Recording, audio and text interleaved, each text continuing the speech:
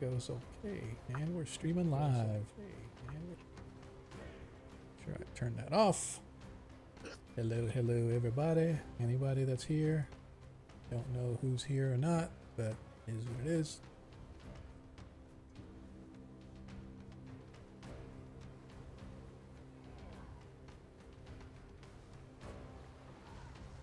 Stream not showing up there. Okay. As long as my players can see the board, we are all right.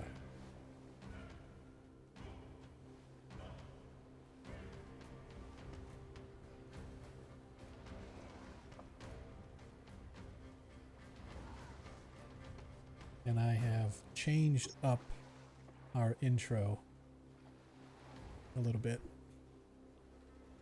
I'm not gonna do the the normal intro video that had like the back, what's been going on and stuff like that.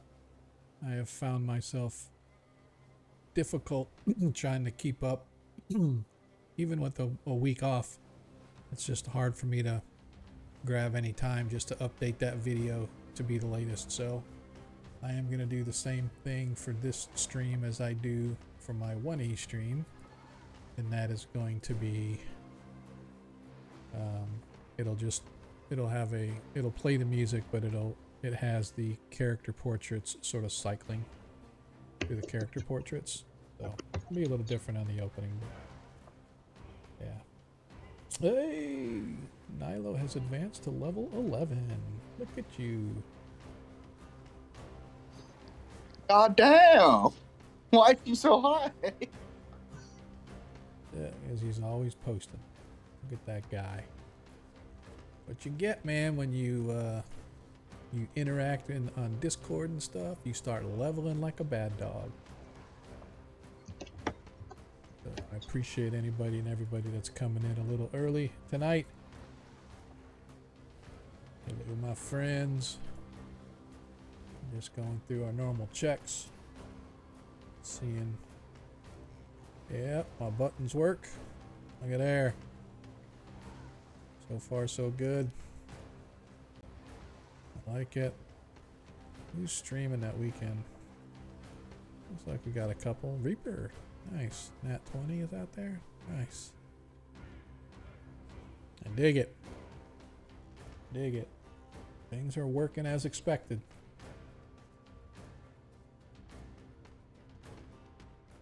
Just gonna minimize that. What all do I need tonight? Probably gonna need this. Probably could use a description of whatever's going on. You guys ready to get your ass kicked tonight? I like it. I'm digging it. Or not? It has happened. It has happened. It has happened in the past, that's for sure.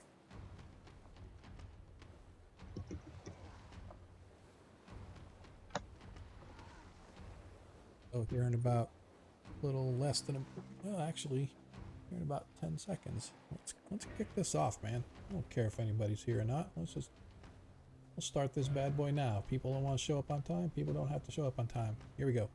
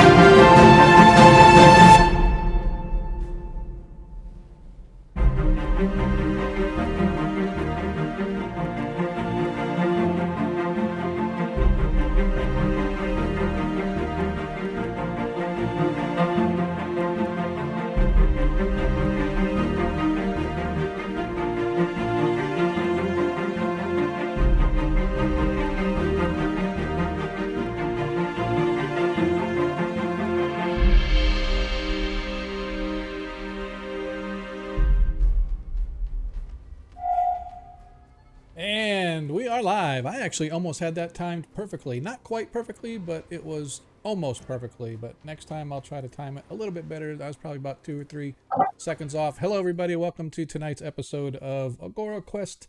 Tonight we rejoin our heroes of Kreistrich as they traverse their way through the Vestvi Forest, trying to figure out what the hell is going on, trying to fix what's broken, and almost as importantly, try to uncover what has going on with Nilo's sister.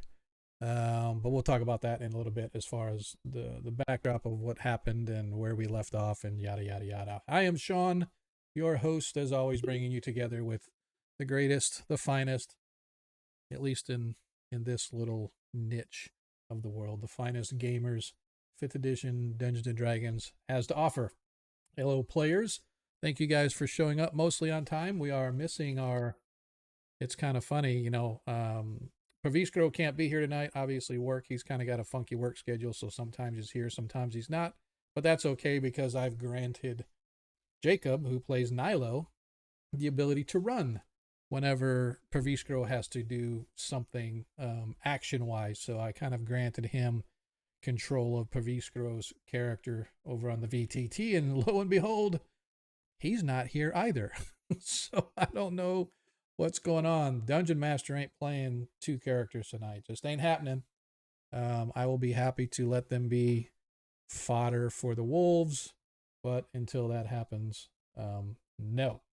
So let's see who we do got.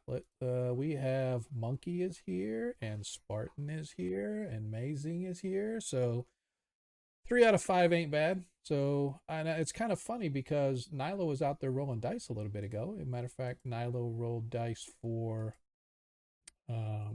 Praviskro as we were watching. So that's kind of weird. But anyway, like I said, welcome everybody. If you are not familiar with us, welcome. If you haven't pushed that follow button, what are you waiting for? And of course, if you really want to show love, you can subscribe and all that jazz. But let's talk about that a little bit as far as what we call our little bit of our house rules. We're here every Monday, 7:30 to 11:30-ish. That's our 1st edition Dungeons & Dragons game. So if you like D&D, you like Greyhawk, we're here every single Monday. You can come check us out. That group is currently involved in Against the Slavers. We were off this past Monday because I was out of town, but I am back. And we are back with a vengeance starting next week. So come check us out Monday night. Same stream, obviously, same time, 7:30 Eastern, for those of you that are elsewhere in the world watching on YouTube or wherever you watch your favorite D&D streams. But every other Friday, we are here in the world of Greyhawk once again, this time in Perrinland, in a 5th edition game. This game is your traditional campaign where players have downtime, they have interactions, they do a lot of interacting with the world type stuff. Our 1st edition game was kind of old school, adventure to adventure to adventure, not a lot of sort of intertwining of things. There's this loose thread that ties it all together, but this is really more campaign-ish. In fact, we are currently involved in a little arc for one of our players, Nilo, Nilo is a member of the Vursvard clan. She's in a sub-clan of the Vursvard clan, but the bottom line, she's one of the in one of the major clans in Perrinland. And so we're kind of running through a little arc for her. Let's see. If you have been with us for a while, you know that you can trade your Twitch tokens in. We call them Perrinland gross marks. You can trade your gross marks in to buy natural 1s and natural 20s for the party. So if you trade those tokens in, you just need to let us know who it's for, what player, or your humble DM is always willing to accept nat 1s and nat 20s, because I too roll like crap many times during the game. So we can always use help. It's free for you, other than you have to watch the stream. The more you interact with the stream, the faster you earn tokens. The faster you earn tokens, the faster you can help boost our players on their dice rolls, because a lot of times we know those dice just ain't having it, and that having that nat 20 in your back pocket ready to go when you need it most, or a nat 1. So if I crit somebody, they can say, no, I want to swap that crit out with a nat 1, and so that works as well. So be generous, be kind to our players. They can really use it. And like I said, we ask that you give it to a specific player. If you can't give it to a specific player, we will go ahead and just give it to the group, but I would rather have it a specific player. That way we know who's out there getting support. Also, we've adopted a policy of now when you give a nat 1 or nat 20, that's typically for this stream, right? So if they haven't used it by the end of the stream, they lose it. So that's why we try to get you guys to give it to as early as you can. If it ends up getting late and they haven't had an opportunity to use it, I'll usually let it carry over. But for the most part, when you use those free tokens to give a nat 1 or nat 20, it's just for tonight's game. However, if you're willing to spend a little of your hard-earned cash helping support this stream, for every 200 bits that are cheered, you can grant advantage to one of our players. Now, this does require you to pick a player. If you can't pick a player, we'll just have a dice roll off, and the player with the highest dice roll will get that. Will get that advantage, and that carries over stream to stream to stream. And that's because if you're willing to spend money to help support the stream, which I definitely appreciate, whether you're a subscriber, whether you go to our page and use my tip jar. There's a tip jar that has been used a few times. In fact, my stream deck that I used to help run this stream was due to a very generous gift this last Christmas by one of our patrons out there. So I definitely appreciate that. But every little bit helps. Every little bit that you do help support this stream, whether it's helping to support me paying for the VTT hosting, whether it's for some of the Patreons that I subscribe to that I use content for in these games. Some of these adventures the players are on are because I've purchased from whether off of a Patreon or whether out on some role-playing site that provides VTT content. Everything that you guys help on this stream goes right back into the stream. So the more you help, the more we get. The more we get, the better it is for everybody, and the more fun I think we have. So I definitely appreciate all the support that you guys give. Like I said before, if you haven't already followed us, hit that follow button. Put the alerts on. You can catch us out on Twitter as well, twitter.com/AgoraQuest. You can check us out there, give us a follow. We also have a YouTube channel. Twitch only keeps streams for 2 weeks when you're an affiliate. Partners, I think, get longer. I'm not sure how long, maybe a lot longer. But the bottom line is I export at night. When we're done with the stream, I send everything over to YouTube. So hit our YouTube channel. You can see all of our old streams and stuff. So, and last but not least, I want to give a shout out to Lord Kazumba, our patron host of Greyhawk, who started when he became partner. He actually set up a what we call a team channel. So if you go to twitch.tv/team/Greyhawk Creatives. Now that will show you a list. It's probably a growing list. I haven't been there in a week or so, so I'm not sure how many more are on there. But we're always adding those streamers who stream Greyhawk content. So if you want to see Greyhawk content, whether it's strictly gaming like we do, Lord Kazumba has sort of a gaming / he does a lot of hosting of some big name folks. And just like little mini TED Talks on different topics and stuff. So he's got a lot of great content. But there's a whole bunch of streamers out there, whether it's Blue Box, Trollord, Animire, you name it. These guys are out there. Go check out the team page, and you can see a lot of other Greyhawk content. So that's kind of it for our little intro. Like I said, I want to welcome everybody. Players want to welcome you into the house. I definitely appreciate you guys being able to make it tonight. And Corvus, Jacob, glad you were able to make it. We were just talking about you. I saw you rolling dice, but I didn't see you on Discord, and I'm like, I am not playing two characters tonight. Rolling dice. I wasn't rolling any dice. Oh, you weren't? I thought because I saw something roll. Maybe it was me accidentally rolling because I had. I don't think I rolled any dice, but I was over here working on making Private Scrow's spells were all set up. Did we take a long rest before No. the session started? No? Okay. No, we have not. Last night we finished with you guys. Well, something I wonder about it, because how many people, did anybody get hurt? Because I'm looking at people's hit points and it doesn't look like anybody's. Yeah, everything looks perfect to me, but his spells have been used. Right, so I don't think anybody actually got hit. So That's what I was thinking. Somebody watched the stream. Who was it? It was Me, Spartan but or Ragnar. Was it I you, was Ragnar? listening to it while I was at work, so I didn't pay attention too much when it was combat. I was paying Right, attention when you guys were talking to the druids, though. right. Yeah, I wasn't for sure whether or not you had watched toward the end to see that we take. I'm pretty sure we did not take a We long rest. we stopped right after the orcs, right? Mm-hmm. You guys literally stopped when you guys were getting the gathering loot. So Oh well. Yep. Okay, so yeah, we'll probably pick off from that, and if we at any point we take, if there's any other day in between, then we fully recover. Well, yep. So that's what I was about to say. I was going to say it was about um, 7 o'clock or 6 o'clock at night last night when you guys finished it. So it was getting dark. So if we want to start the game off with taking a long rest, we can do that. So is that what you guys want to do? We'll just make sure everybody's got a long rest. We got all our spell slots back, and then we can trudge on. Because let me kind of go through if folks didn't see the last stream, let's kind of give you a quick backstory.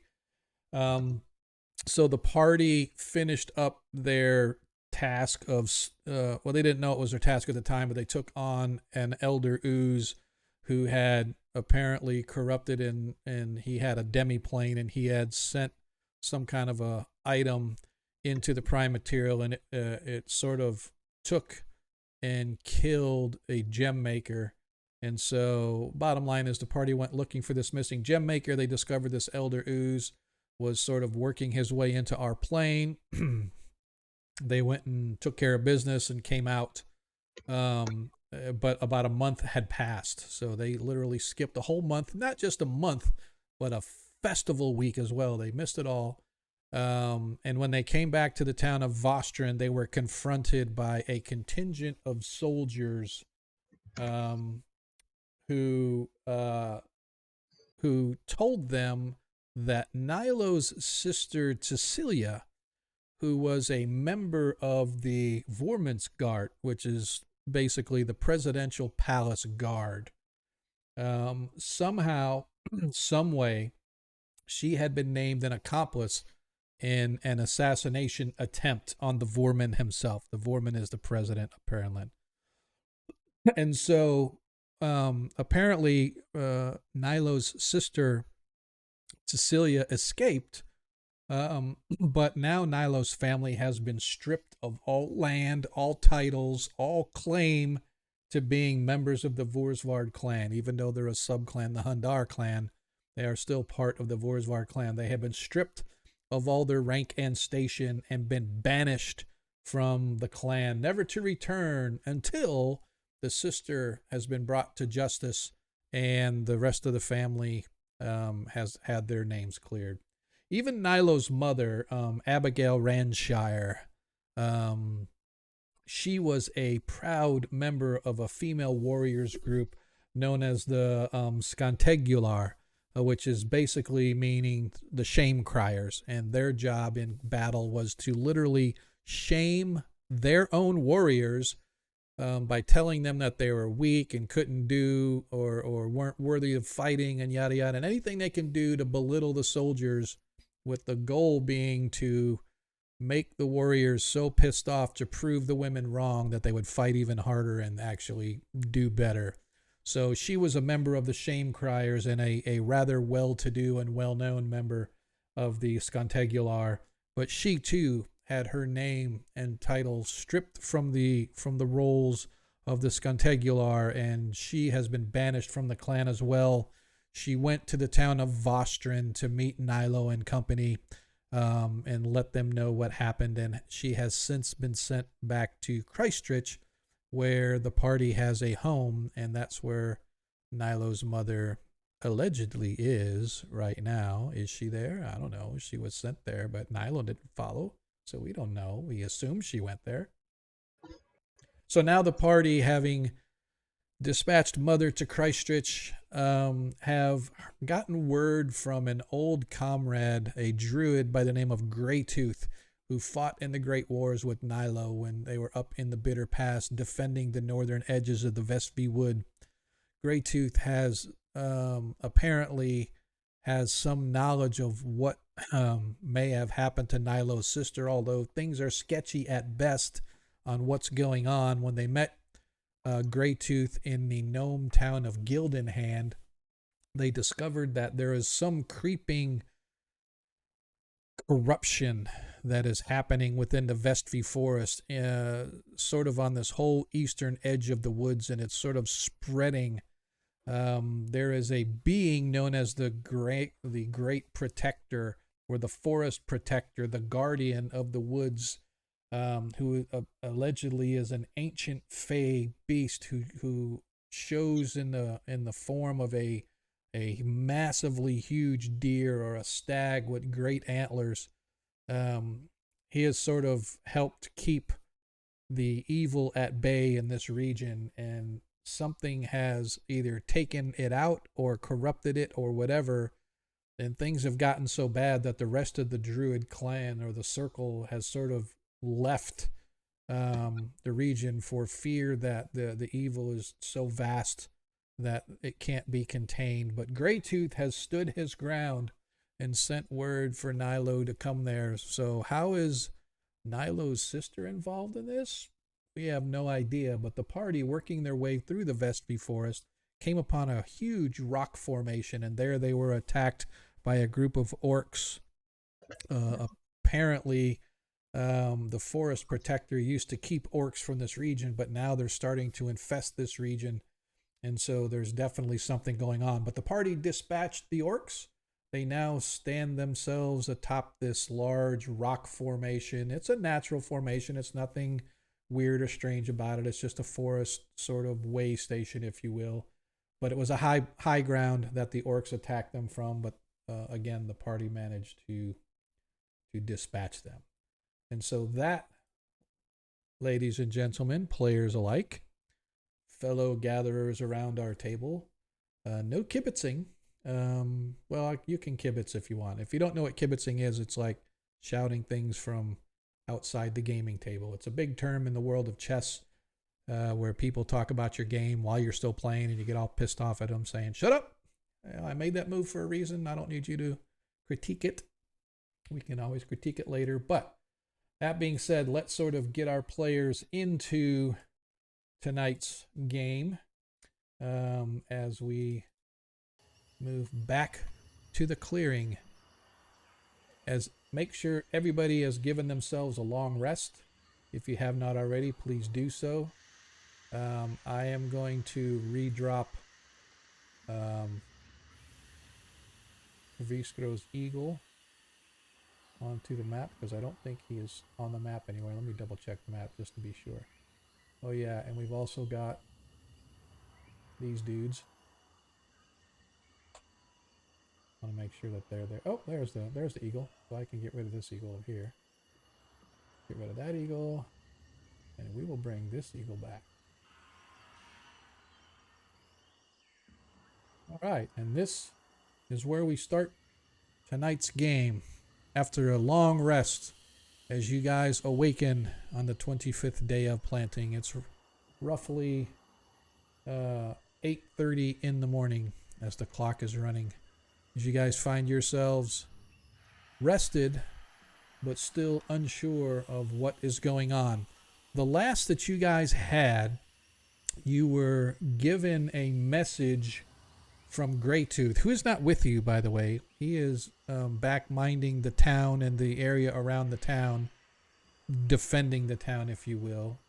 However, he did send you guys a message via animal that said, in his walking dreams, as the druids call it, during these dreams they sort of walk their way into the forest in astral or spiritual form, and they've encountered this great protector in the past, but now he believes that there is some ancient fey relic buried in an old series of caves or crypts or whatever it is, and within there is a device that will help fight fey. and he believes that this device will aid the party should they find it.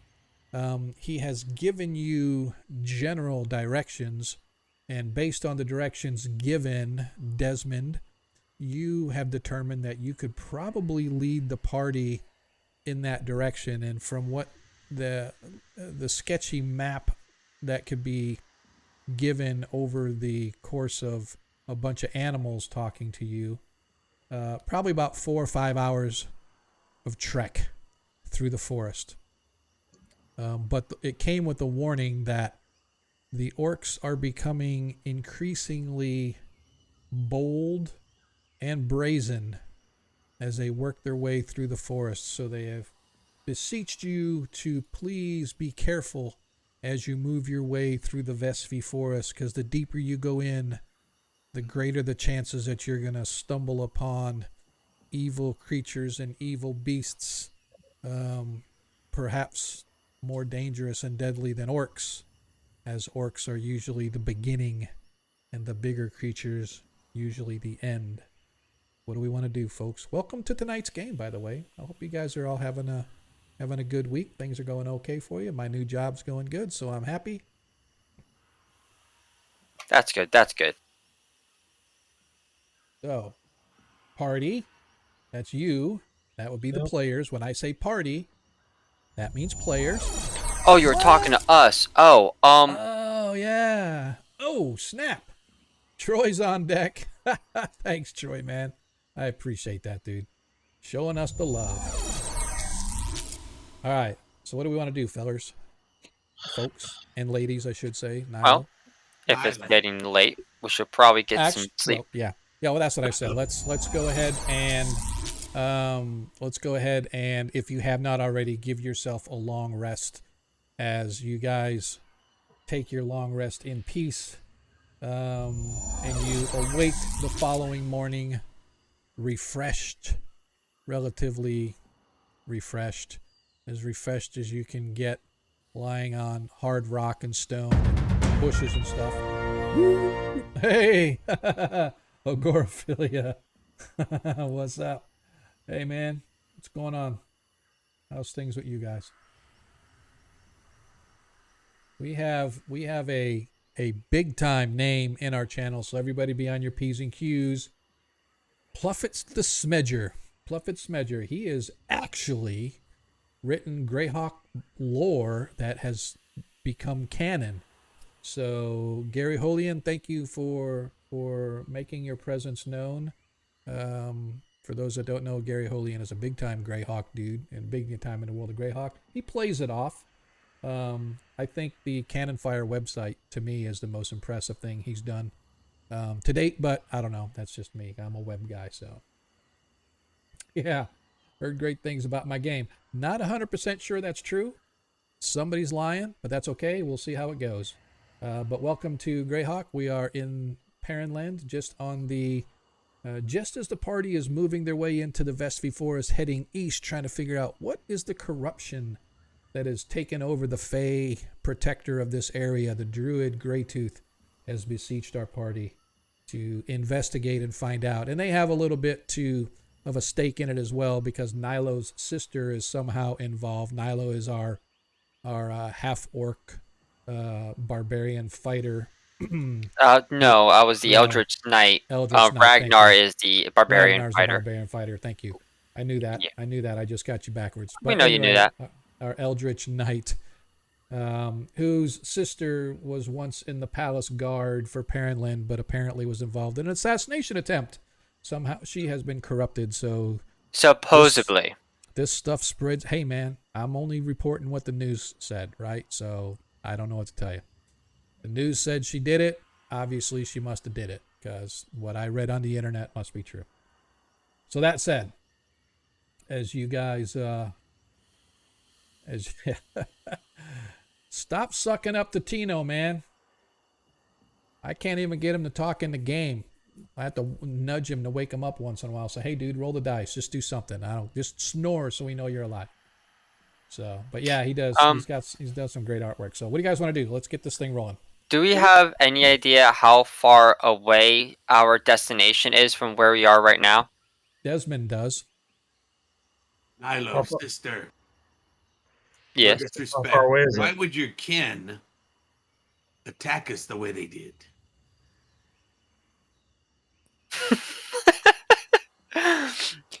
The majority of my kin from my father's side of the family are bandits and raiders, and they love a good fight.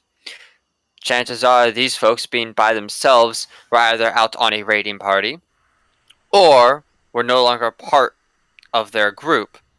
But me being their kin has absolutely nothing to do with it. They're just as likely to kill one another as they are me. Or anyone I'm with. Hey, That's heartwarming. Desmond, I just sent you a message on Discord. it's unfortunate for them. If we'd like to get there Very. while there's still sunshine, we probably ought to get going. It's going to take us 5 or 6 hours. Alrighty. Okay, Desmond. Lead on, brother. That's unnerving. Exactly. You know, I So- killed one of my brothers, right? Yeah, exactly. We're all brothers in the eyes of St. Cuthbert. And sisters. I don't like him much either. He likes you, and that's okay. Relax, relax. We're all You will friends see the here. light, hopefully one day. But let us move on. So, as you guys head back out into the wild, moving your way down this rocky encampment, you guys already took the treasure from the slain orcs. Am I correct in that? You guys? Yeah, but you never. I don't think you ever actually told us what it was. Could have swore last week that I gave you guys the treasure. Oh, yeah, that's right. Because I took I took a longbow and some arrows. Exactly. Yeah. So, you guys head back out, or head down this rocky encampment, back down into the thick trail of the Vestvi forest. You're following mostly animal trails. There are some larger trails that you're able to follow, but I am going to need a survival check with advantage, please, Desmond, as you guys attempt to follow the directions given by. Nice. They made a double click. That's fine, but that nat 20 works for me. You work your way for perhaps three hours or so as you guys take a break. The sun overhead, you can tell the sky is relatively clear. There's some clouds, but for the most part it's relatively clear early in the morning. But the deeper you go into the woods and the thicker the canopy of the Vestvi forest starts to sort of choke off all light. But just as the last little bit of direct sunlight, you've got indirect light everywhere filtering through, but you can see thick, dark clouds begin to roll in. And not soon thereafter, you hear the crash of thunder and the occasional lighting up of the sky as lightning streaks across, as a storm begins to roll in and a heavy rain begins to fall, heavy enough that it actually begins to have a nice light rain underneath the canopy. So fortunate for you that there is a thick canopy overhead, but it is heavy enough above that it's a light rain below as you guys begin to get wet as the rains, as I said, move in right around lunchtime. So, as you've moved for the past 3 hours or so, we should seek shelter. I stop and take off one of my boots and pour the water out of it. Why? Yeah, Tarikas, we're already soaked. Seeking shelter wouldn't do much, and we'd have to wait. And by that point, we'd have to start. By that point, we'd have to wait for our things to dry. It's better just to continue on our way and set out to dry when we actually settle in. It's a bit too late for that. I click on my metal armor. All right. So I need one more survival check, please. This time as a regular check, not with advantage. DC 13 for you to stay on the trail. Oh, just barely. As the rain comes down and begins to soak the ground that you guys walk on, it becomes muddy, becomes difficult to follow the trail, but Desmond is an adept woodsman, and he is able to keep you guys on track. Unfortunately, as you guys come around a corner, it's sort of, I don't want to say an opening, but it begins to sort of widen out in this sort of flat area. So it's an open area within the woods itself. There's still a heavy canopy of trees overhead. The sloping of the ravines and stuff still are off on the sides and whatnot. There are still rock formations as you guys traverse your way through. It's not pouring down rain, but it's still this sort of steady drizzle that sort of hits on you as you guys sort of huddle up.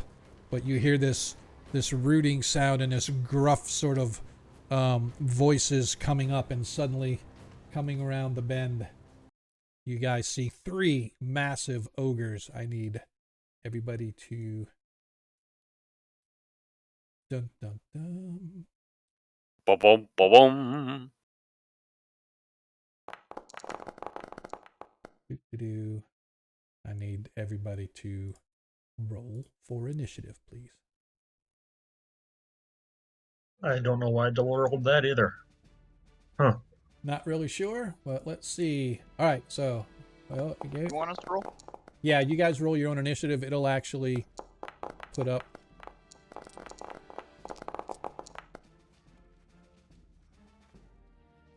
Andre's really slow today. Yeah, I need to. For some reason, I did everybody. I need to take. Add 3 to Paviscros. All right, hang on just a second. Ooh, I got I'm a nat taking 20. I am taking off the combatants that don't need to be there. All right, Praviscro added 3.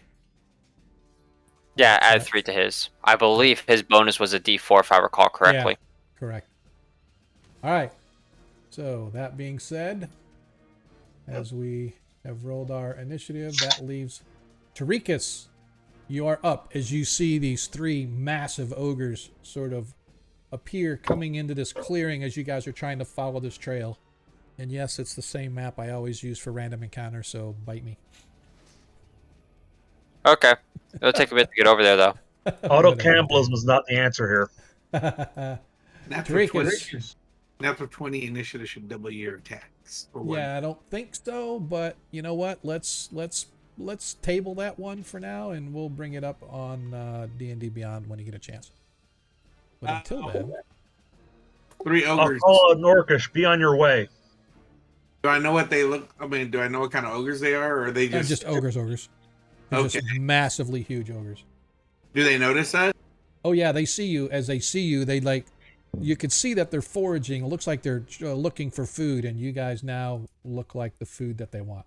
As they see you, and they like, and they come stomping towards you. These huge clubs. So they are speaking a form of orc. So if you I'm looking to understand. see what I can speak. I can't find it on my sheet here. I have to go to D&D Beyond sheet. Let's see. I do speak Orcish, and like I said, I'm calling out to them to keep going. You got nothing you want to find here. Roll me a history check with advantage, please. Oh my God, Desmond, I forgot your name. So you find it odd to you, Desmond, that they're actually speaking Orcish. They typically speak giantish, right? They typically speak a giantish type language, but these are sort of in Orc, as if you can only take it that they've spent so much time with orcs that they've come to where it's, like in France, you suddenly pick up a French accent, kind of like that. Kind of like that.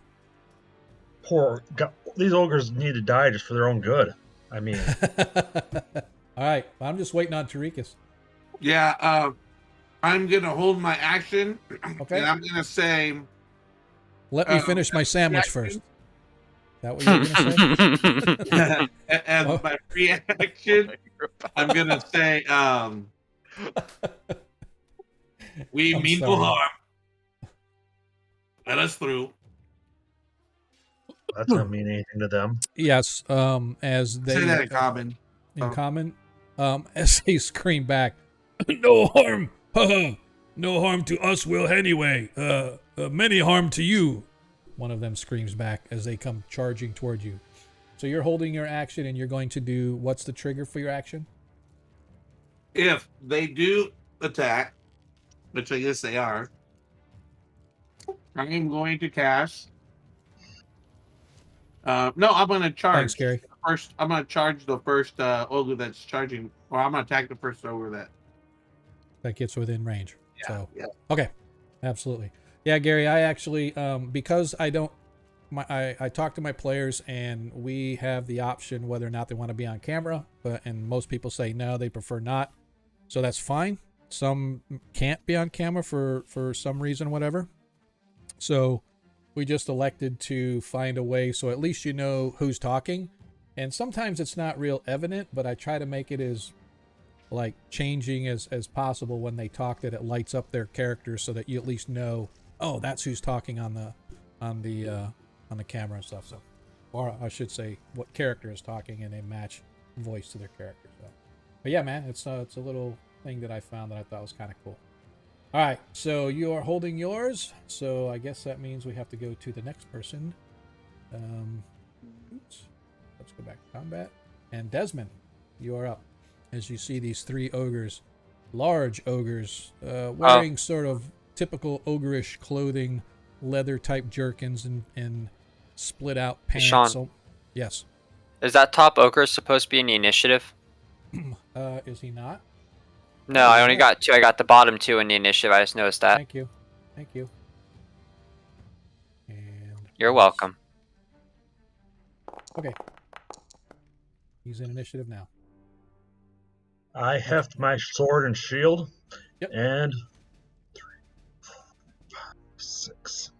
I'm going to ready my action for as soon as he comes within reach of me, I'm going to attack him. He had the option to leave. Yep. I don't think this is the Hobbit. I don't think we can just shine light on him and kill him. Can if you want. That's trolls. Nilo, you're up. Boom. 1 second. Come on, man. We got to get this combat resolved.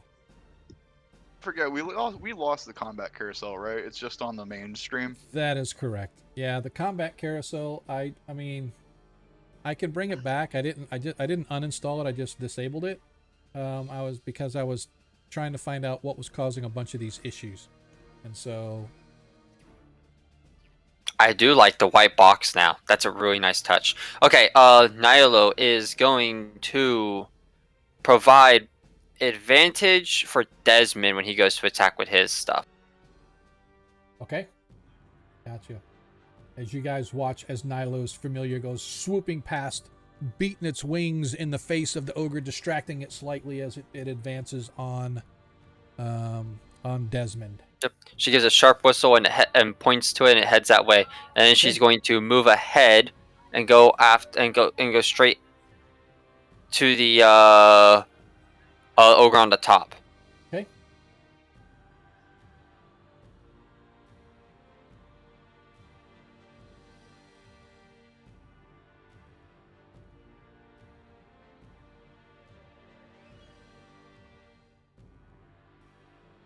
For those watching the stream, if you see that little red dot appear, that means Nilo has targeted as you hit the ogre with your longsword, slamming it for 9 hit points of damage. And again. You get 2 attack? I forgot. Yeah. As you hit again for another 8 hit points. Oh yeah. Nicely done. Total of 16 points of damage. Oh, actually, she's gonna shout at 17 you. points of Had your damage. chance, Giantkin. 17 points of damage. Nicely done. Anything else from Nilo? Nah. Ragnar, you have no idea what people are talking about, but you sense that there's something out there because you can't see Listen, anything. man, I'm just following the heavy breathing because this thing's. I'm gonna go for the fattest one. Which is the fattest one, Sean? Right in the middle. It's the fat one. I'm Yep. gonna charge the fat one, raging. Okay. I am going to say that that's 30, even though it's 33 feet. I'm going to say you're able to. Well, your movement's only 25. Is that 20? Oh yeah, I'm a dwarf, so yeah. Look full out for move. the shovel. Look out for the So- shovel. Look. Yep. So you I can will get. hold Okay. my rage because I'll lose it immediately if Yep. I do. So I'll just Okay. spend my full action to get up there. Actually, I'll make it easier on whoever comes after me and use the rest of that movement to get over here, so I can. So actually- you dashed. Never mind. I was Is gonna that say what you- that so then Tarikas can take up a position here. Yeah. So you dashed. That's what you did. Yeah. Okay. What is going on here? Hang on a second. We got 2 Desmonds. I know. I'm looking. How did Desmond get on there twice? Do I have a? Is there a second Desmond token? I think he casted mirror image. Is that what it was? Okay. So let's do this. I am going to We accept. remove that combatant because Desmond was way up there. That's bizarre. The only way that usually happens is because there is a second token somewhere that I didn't realize, and I dropped the second token. He might be covered by somebody or something, but I guess not. That is absolutely bizarre. That is like real. I'm looking on the whole map saying, where is he? He's not. Somehow. I like those NPCs. Sorry. I think Desmond hacked the forge, and he says, whenever my character goes, I want 2 attacks. All right. There you So get that- 2. Well, okay, now you get 4. All right. Yes. As the ogre looks down, as Nilo strikes twice with her long sword, slamming into the ogre, causing it to cry out in pain, it then targets her. And what does he want to do? Is he takes his great club and he... Of course not. As he swings down, missing Nilo. And make sure they only get 1 attack. I'm pretty sure. I'll ask you later. Yep, they only get 1 attack. Yep. Fine. As it misses, as you sort of deflect it with your blade, as the second ogre steps up to Desmond. Desmond, go ahead and take your attacks on the ogre as your ready to action triggers. Come on. That's not cooperating just a second here. You can do it.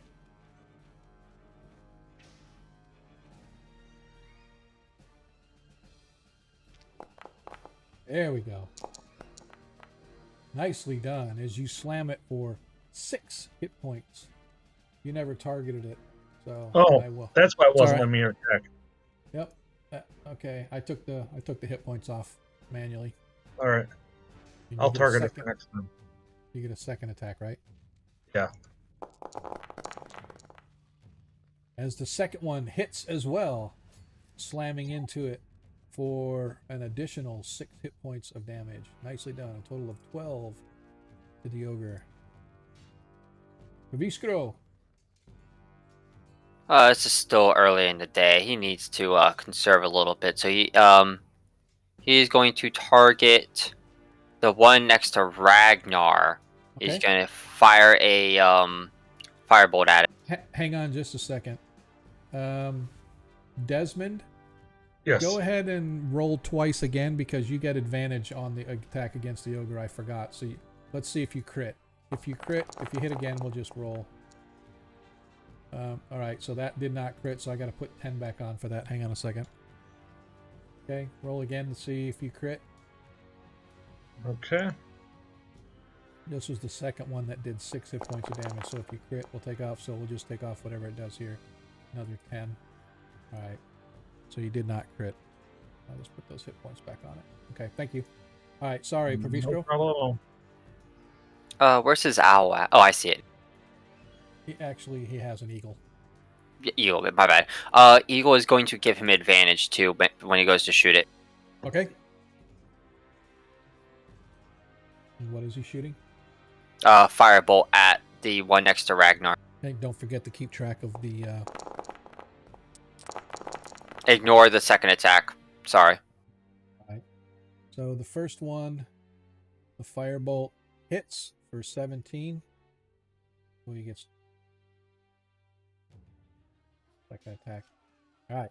Yep. So like I said, make sure that you keep track of his cantrips. Okay. All right. So that He holds is out his hammer and strikes on the air and just launches a bolt of fire at it. Yep. You guys watch as the firebolt streaks, slamming into the ogre, causing it immense pain as it screams down in the face of Ragnar, of whom he targets.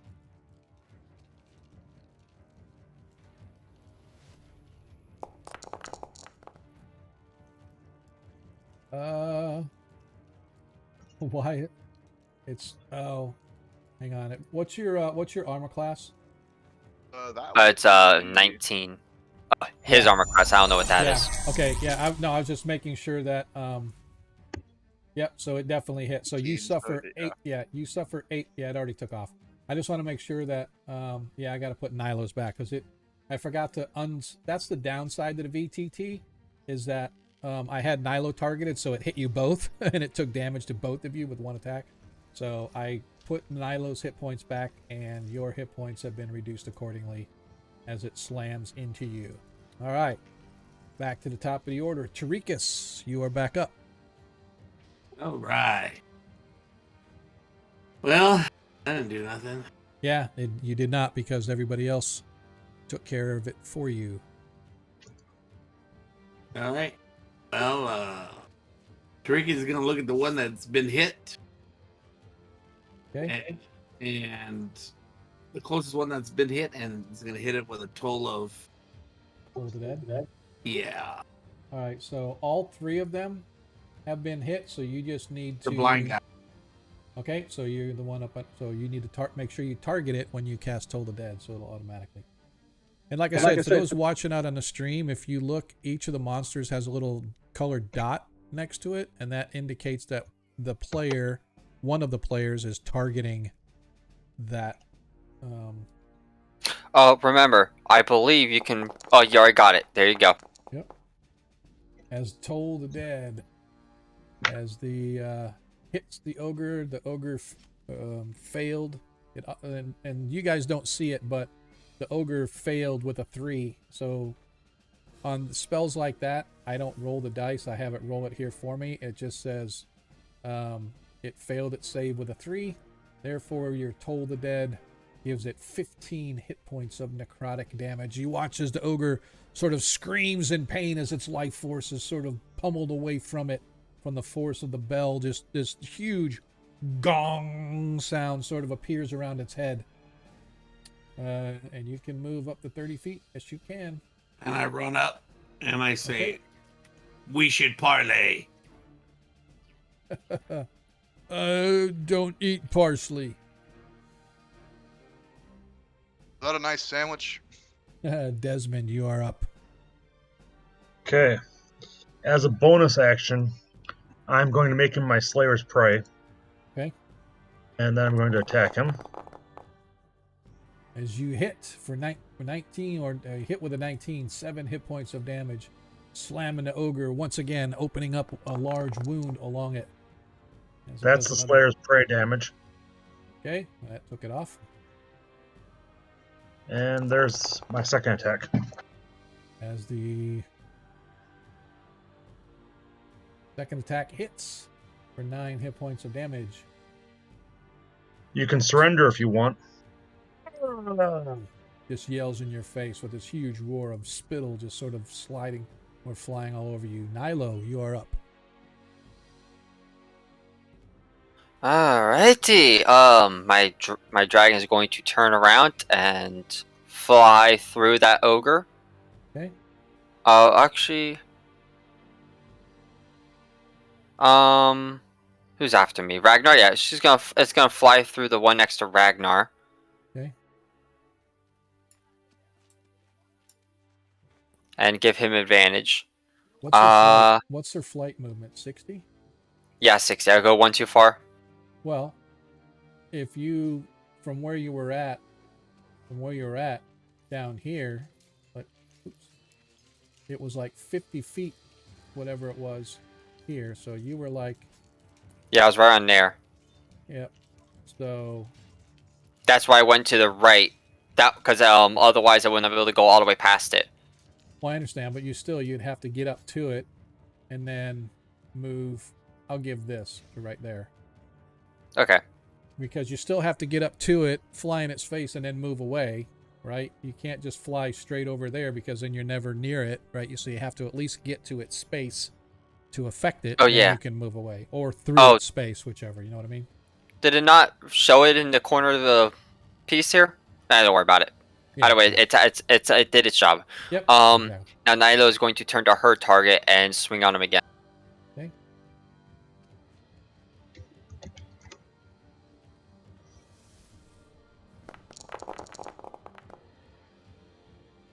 Nilo hits, I believe, for 10 hit points of damage.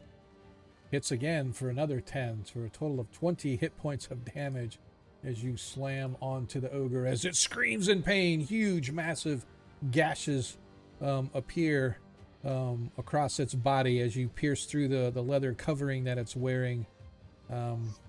Unless you need to do something else, Ragnar, you are up. How did you manage to live so long, you large sack of flesh? It's a big sack of shit. I don't know what you're talking about. No, she speaks in Orc, by the way, when she talks to him. Okay. Jeez. Ragnar is gonna rage because I need to, and I'm gonna reckless attack this boy. Okay. Nice. 24 hits for 7 hit points of damage. That's a 9 with my rage bonus. Okay. Let me do an extra 2. Okay. All I can do. Okay. You don't get a second attack? Oh, that's right. You're not that level yet. I only have Yep. 3 levels in fighting. I know. I forgot. Oh yeah, that's right. Cause never mind. Okay. Well, I have all these other benefits. Right. Exactly. As the ogre, looking down on Nilo, screams in pain. Obviously bearing down now. 24 hits Nilo for 15 hit points of 24? bludgeoning damage. 24? No, 24 hits. Yep. No. Oh, you suck. Oh, wait. Honestly, no. Hold on. Oh, that still ties it, doesn't it? Yes. Oh, never mind. I don't cast that. Okay, Right. so Can I just remove the effect? yeah, so hang on, let me do this. We go over here. Which one is it? This one? Ah, damn it. I do this every single time. Ah, got it. Thank you. All the images failed on my thing. I don't know what's going on with it, but yeah. So I still get hit. Yep. So it slams you for 15 hit points of damage as the ogre yells. Boom! Slams you with its huge great club, pummeling you as your shield sort of bends and crumples underneath the weight of the ogre's blow. As this ogre targets Desmond.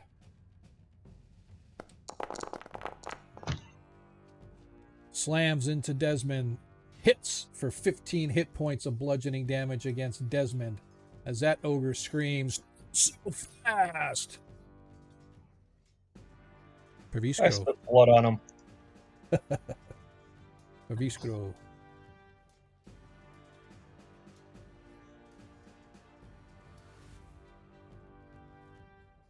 Anything you want to do, Nilo? No, I thought that was it. No, I'm just saying. No, Pervisco's up, and you're running. Pervisco. Oh. He's up. Fire Yeah, bolt no, one. my freaking I had to oh shit, my forge broke. Give me a moment. Okay. Well, just tell me what do you want to do. You just want another firebolt? Yeah, he's just gonna firebolt. Yep, he can firebolt. He's going to advantage the one he's gonna firebolt, which is gonna be the closest, probably the one Ragnar's attacking. Yep. Eagle flies back. He targets Ragnarok. He goes spellbook, and we want firebolt. He slams, hits the ogre for 17 hit points of damage. Boom! This ogre staggers, stumbles, goes down to one knee. The whole side of his face is literally pummeled with this massive concussion, and its face is like lit on fire as its hair is sort of burning and singeing and smoking. It sort of stumbles, but you can see it is dazed from the blow. It is on its last legs, and next attack against it will be at advantage because he is about down. As he sort of looks around and doesn't know what's going on, as he is going to swing his great club at Ragnar. Disadvantage. As he slams down. What's that? Disadvantage. Oh, that's right, with advantage. I am going to, I'll roll again, and we'll see which damage we do. The Keep getting bonked. first attack, nope, the first one you get 17 back. The first one hit. The second one was just an extra attack to see, so you took 13 hit points of bludgeoning damage as this ogre as well slams on top of you. Round down or up for half damage. For half damage, I always round down. Okay, so that's 6. 6, so you get instead of let's see, so you took a total of 13. 43 minus 6 should leave you 37. Okay, cool. Nice, thank you. Tarikas, it's weird that I think if you go onto your, I don't know if it'll have it. If you go onto your character sheet, go into features, and you click on rage. Well, you already used it. Okay, you did click on it, huh? I think it was just clicked from last week. So you didn't give yourself a long rest? No, but that's also because none of my stuff was used. I didn't realize he wasn't long rested. He had one rage missing. That's it. Alright, so I don't know if we can. Anyway, so the thing is, I think if you go and you click on it and use it, it'll have the little rage symbol on you. I think it'll automatically round your damage for you. I think this 5e system does that automatically. Don't know for sure, but I think so. Anyway, doesn't matter. Tarikas, you're up. We got you back to the hit points. I go ahead and I say to the ogre, I'm sorry you chose this path. And I hit him with the total of dead. Okay, hit him with total dead again. Nice. Let's hear it. Let's hear the gong go off around its head. Gong. It's the cudgel St. Cuthbert Hidden Gong. Is that what it is? Oh, that's why. The large church bell. Come on, man. Holding up progress here. That's St. Cuthbert for you. Mm-hmm. He's got to do everything just so. Nice. Oh, the ogre succeeds. No damage. You watch as the ogre shakes it off and goes, "Oh, not so fast." Desmond, you are up.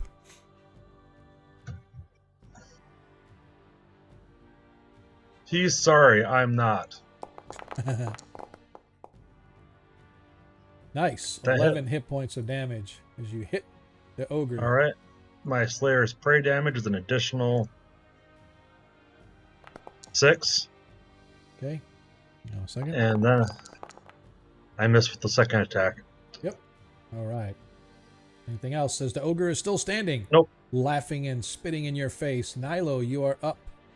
Man, we're going to prove all over each other by the end of this. First things first, she's going to give herself advantage this time. Okay.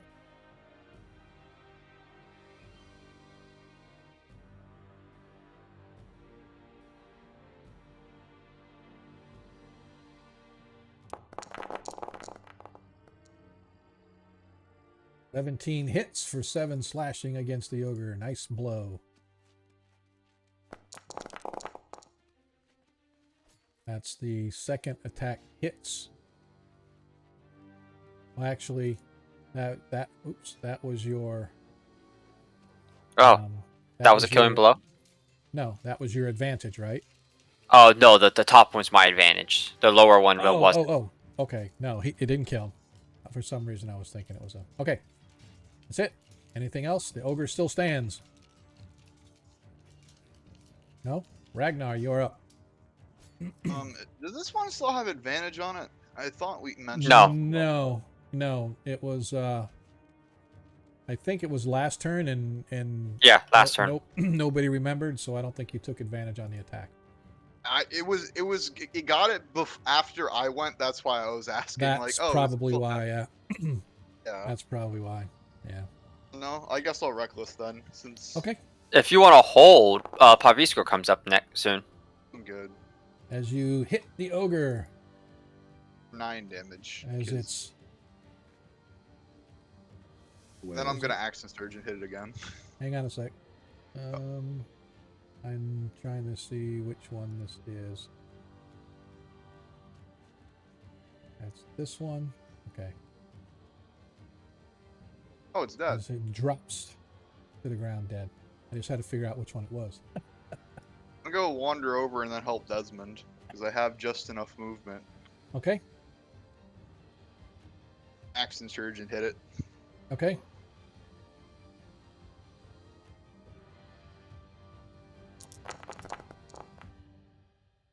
That's a crit. Nice. Ragnar's over here cleaning house. He's stealing all the experience. So I have to. As you come by, wham, as your second blow takes the second ogre out. As the third ogre sees his friends fall, he screams in anger. Die! Bob, kill you all! Yeah, okay, Bob. Yeah, okay. As he misses Nilo. She Stupid just ass. literally sidesteps this one. she'll just sidestep that one. Pavisco. What? Please, that. What does it say? I can't understand it. It's saying, please kill me. My life is no pathetic problem, and not Ben. worth living. That's what he said. Oh! Oh, 30 hit points of damage to the ogre. From a firebolt? From a firebolt. Holy crap. I hope Adam gets to watch the video. I'm just sitting here carrying the team. As you guys watch, as Pavisco, as the ogre's trying to swat away his eagle, the eagle flies away, and Pavisco just aims this firebolt. As the ogre yells this huge roar, the firebolt goes right into its mouth and out the back of his head with a massive, like a huge zit hopping all over Nilo. The ogre drops dead. And you guys find yourselves. I didn't mean it quite like that, but that works.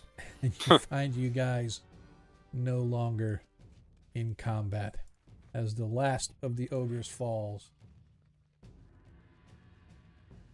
She wipes the blood off her blade and then sheaths it. Oh, that could have gone better.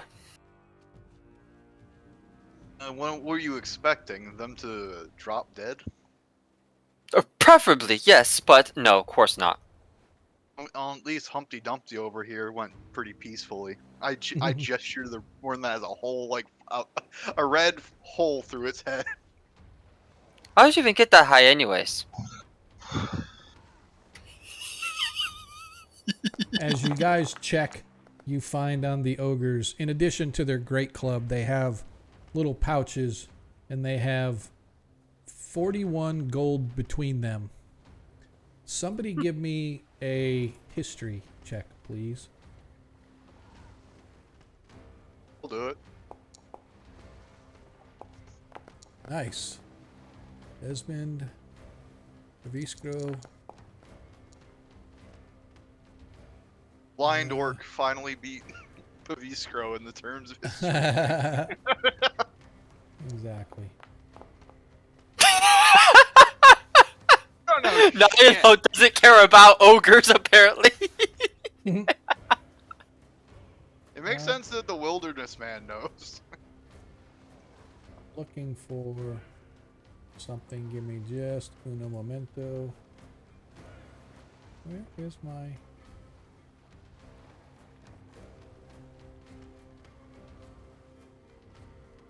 Oh. So as you look, Desmond, you recognize one of the coins that they have, one of the gold coins they have, or all of them, they all have they're minted from like different places, right? And most of the minting that you see on these coins has to do with the woods in like the nearby Klatspur mountain range where you guys just crossed over. So like the gnome communities and the human communities that sort of border the forests and stuff like that, they all they have that. Like, so it makes sense that these ogres have been raiding various areas, and more than likely that is where they got their coins from, whether it's from merchants or whatever. But a couple of the coins on there have really strange markings, and you have seen them before.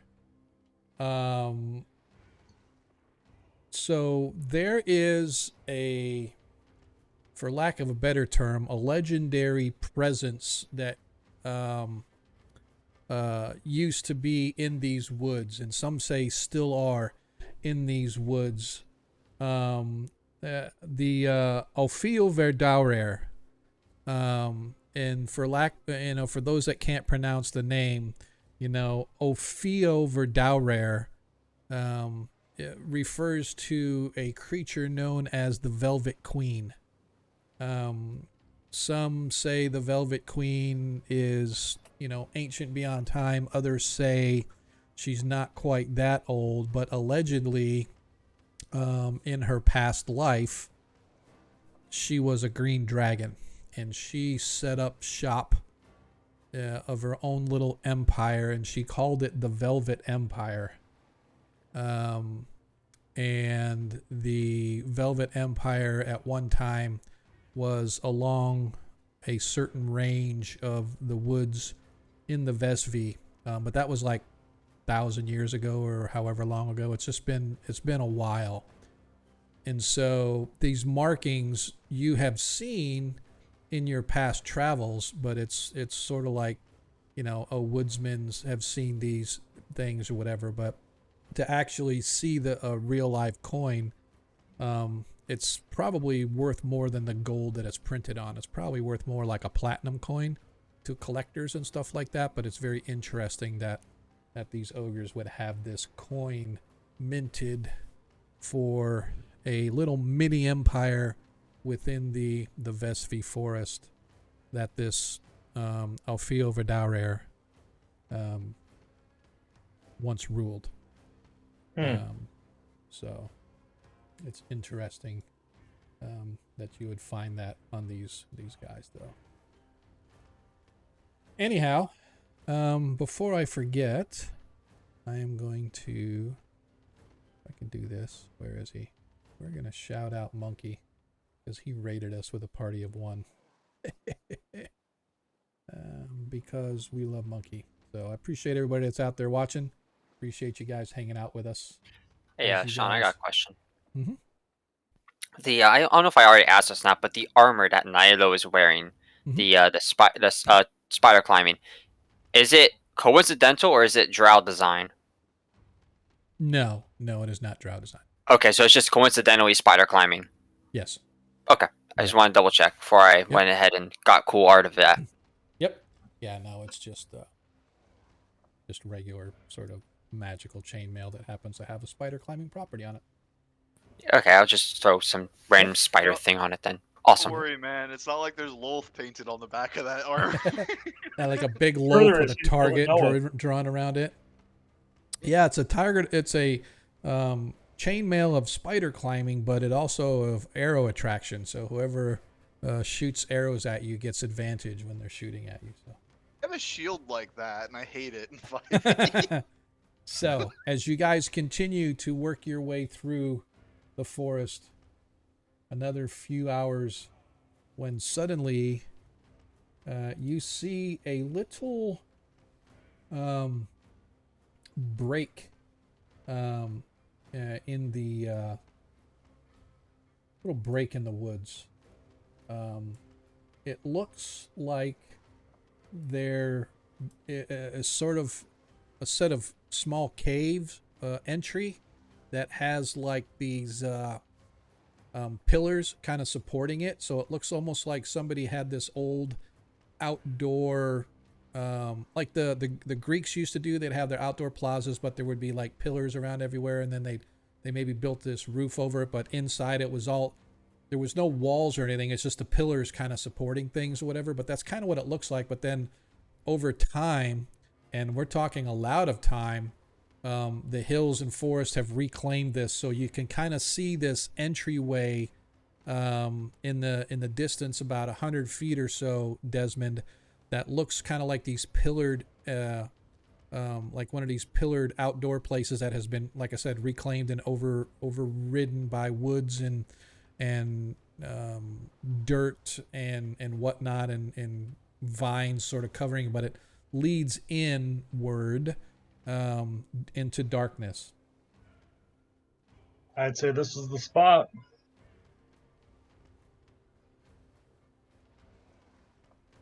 All right then. Don't Should sound so we- enthusiastic. Of course not. Of course I'm not enthusiastic about this. Everything about this feels wrong. Remind me again why Everything. this is special. Why what? Say it again. Remind me again why this is special. Why what is special? We're They're looking trying to at. help the druids. I Well, don't remember why we're helping the truth. oh yeah. So in character, out of character, you want it? Because they're druids? So supposedly, Greytooth mentioned that there is a darkness creeping through this forest, a darkness that he dreamed, he saw while dreaming, attached to my sister, and he believes that it is why my sister aided in the assassination of the president, or abandoned her post and allowed it to happen. One of the two. I know for a fact that my sister would never betray the clan, so my next best guess is that something was influencing her decisions. So in addition to that, there is a fey creature that helps protect these woods, that has been around for longer than anybody can remember. And that fey creature has apparently come under the sway of some evil. And this fey creature is extremely powerful. And so this artifact, or this relic, or whatever you want to call it, of ancient days, has long since been forgotten in these old halls that you guys are approaching. And apparently it's a device that will aid you when fighting fey creatures. And so basically it's a weapon to help you take on whatever this fey creature is, if it does in fact exist, and it is in fact running amok, because it is a ultra fey, like think of it as a one of the fey lords, or the lords of the fey courts and the Seelie courts and stuff like that. Ultra powerful creatures, and you could use all the help that you can get.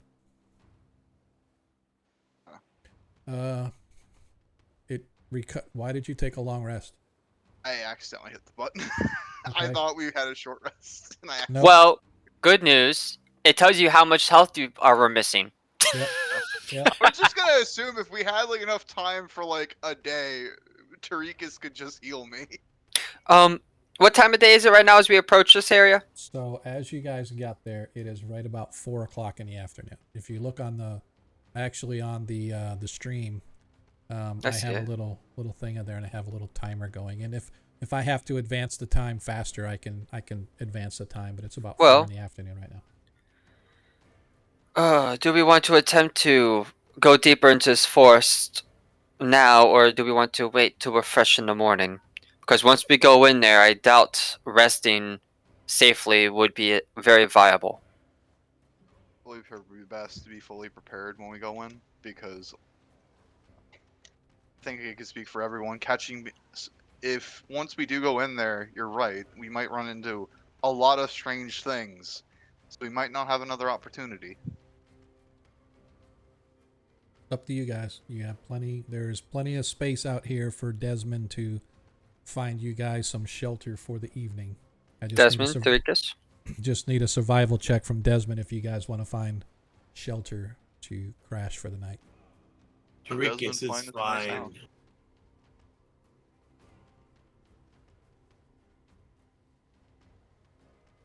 Desmond? You guys want to stay out here for okay? Might as well. It's like he's saying. He's just saying he wanted to take a long rest. Okay. Wow. So, all right. Easily, as you search around, I'll cast Goodberry and pass one out to everyone. So that's okay. Lovely. 1, 2, 3, 4, 5, plus the 3 hirelings. So that's 8, and I'll take 2 extras to heal 3 hit points total. Okay. So everybody gets 1 hit point back, and you guys get food for the day. But if you're going to spend the night, just go ahead and take a long rest. Does anybody need healing? Me. Yeah. I need a little bit. Just if you just take a long rest, right? Yeah. Oh. Well, because it doesn't do. I'm not worried about it. Just go ahead and do your long rest. Okay, so no encounters. That's what I just rolled. Yeah, you guys haven't had. I any wonder encounters tonight. if everyone takes a long rest, does the clock move ahead 7 days? No, because it shows that on here, and unfortunately, there's no. It only does the the normal and the alternate. It doesn't do kind of our hybrid method in there, but basically our hybrid method, all you guys really need is a short rest to kind of get your hit points and stuff back. But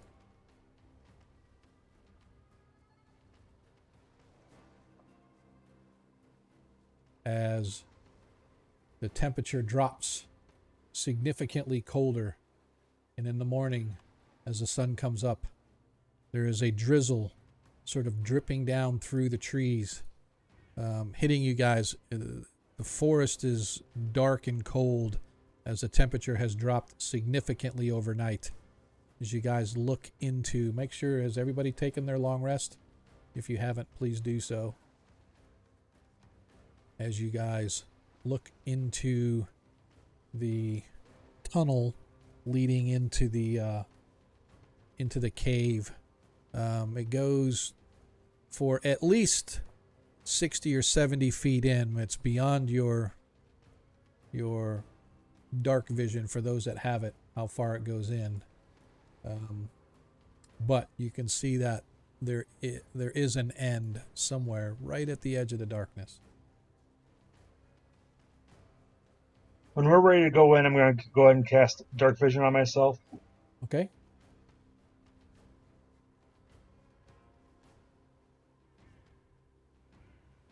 Else? Nyla will lead the way with her own vision. Oh. And Paviskro will use his little ability he has. It's what was it? There we go. Which one? Magical tinkering. And I think he has on like his a dagger or something like that, and he provides light on the dagger. That's right. Okay. Holy cow. Why did Tarikas get so big? That's kind of funny. Well, he's a big guy. I guess so. All right. As you guys move in, you enter into this weed-covered, grass-covered sort of zone.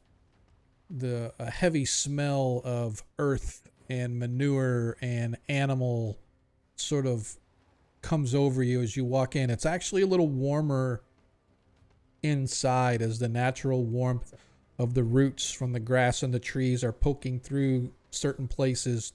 The pillars sort of keep this stuff high overhead, about 8 to 10 feet or so you don't really have to stoop.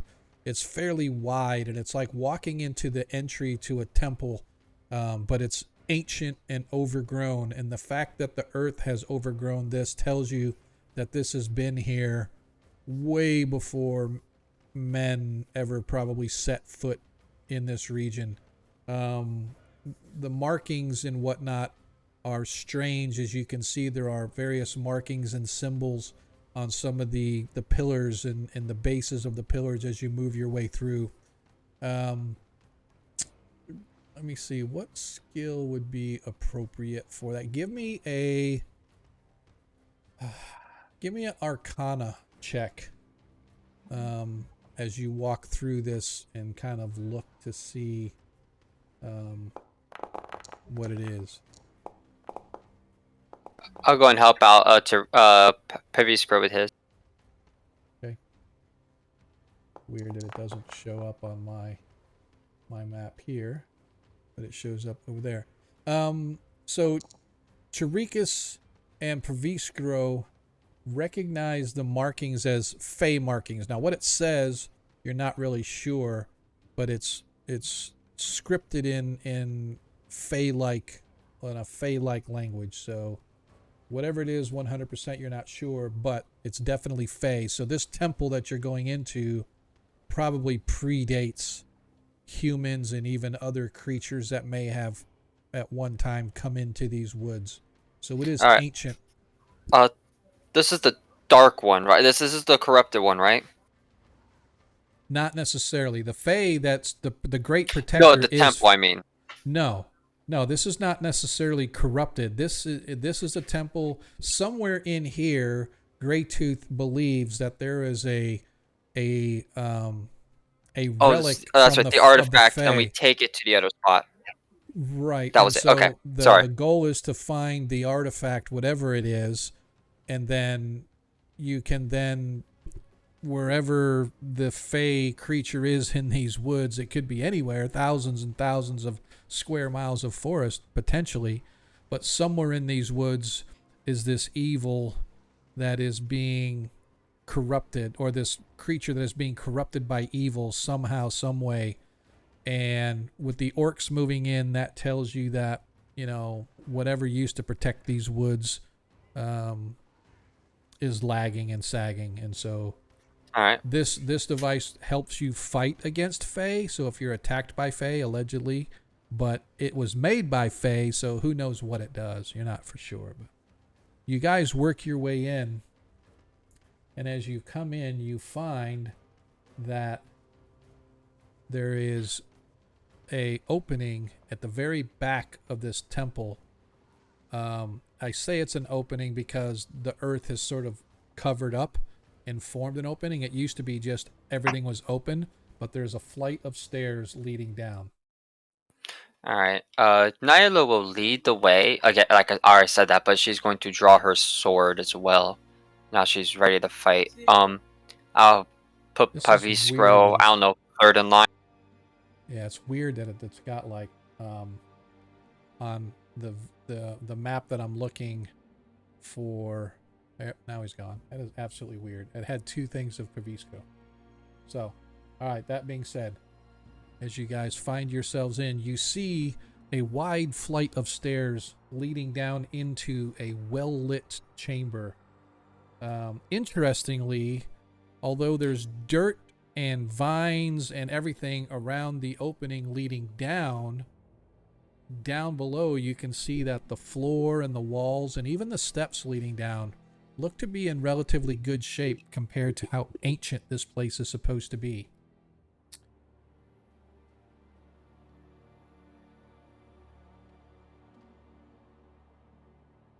As you move down into the chamber, you can see that the flight of stairs descends into a brightly lit square chamber with 3 stone doors. Each door is engraved with an image of migrating Fey creatures. So everything in here is, and by the way, I will open all doors because I want to make sure that everything is taken care of before doors are opened. So don't be clicking on doors to open them, even though you guys can. Yeah, that's basically what you see right now, Nilo, as you kind of check around. You can see there's pillars that support. There's two two braziers that are lit up and giving off light brightly. Anyway. It won't let me move this as I'm colliding with a wall. Move it over to the side and then move it in. Yeah, hang on a sec. I tried that. Oh, there it goes. Yeah. All right. So. All right. Anyway. Which way do we want to go first? So each of like I said, each door has various engravings inscripted on it. And all of them look to be similar in nature to the scripting and stuff that you saw. Now, there's not just writing on these. There's pictures and stuff like that. But they're very, very detailed and very nice history, imagery. Arcana, or religion? I would say more Arcana. Oops, sorry about that. That's a 16. Or that rolled. Okay, they tied. Boy represent. Yep. So as you look, you're able to see that each of these sort of depicts fey creatures. It looks like they're leaving someplace and coming to another. So as you all sort of gather your heads and look at the various doors, you come to the conclusion that this depicts a story of the Fey leaving the Feywild and coming here to the prime material.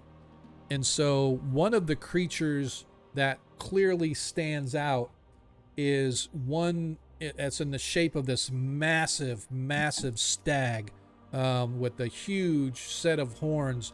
It's probably about 3 times the size of all the other creatures combined. I mean, this thing is huge. You would think of it as probably like the size of an adult, maybe not an adult dragon, but at least a small dragon of some kind, right? This thing is probably, 10 feet at the shoulder, and its horns go up another 8 to 10 feet. This thing is just massive. And this creature appears to be protecting the Fey as they're migrating from the Feywild into the other realm that you can only assume is our realm. But anyway, you can see that that as this creature crosses the portal, a lot of the smaller Fey creatures follow it over. So you get the impression this is telling a story from a long time ago.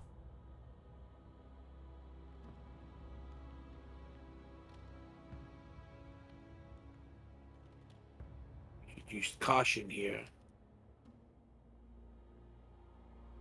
Does Pavisco get an idea of which door would be the best to access, or no?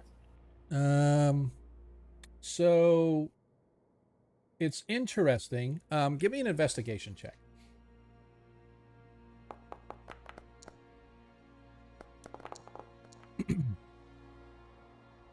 So as Pavisco looks at the doors, the 2 doors on the north and the south are fairly the same. The door going to the east, however, has 2 very intricate keyholes, very oddly shaped keyholes, but there's 2 of them. You can't see, he tries to look through, but he can't see what's on the other side.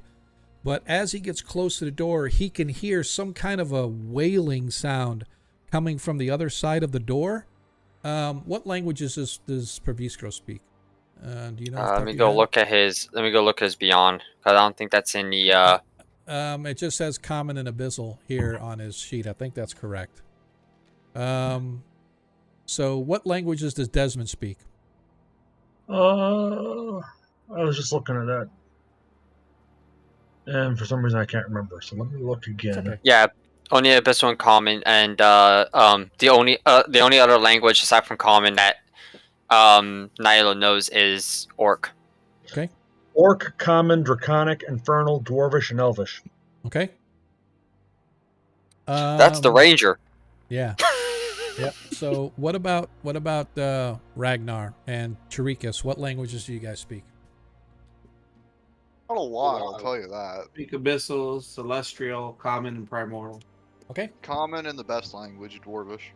Okay, so as you guys are, as Praviskro's listening, he says that there is some kind of a wailing musical song of some kind coming from the other side of the door, but I have no idea what it is saying.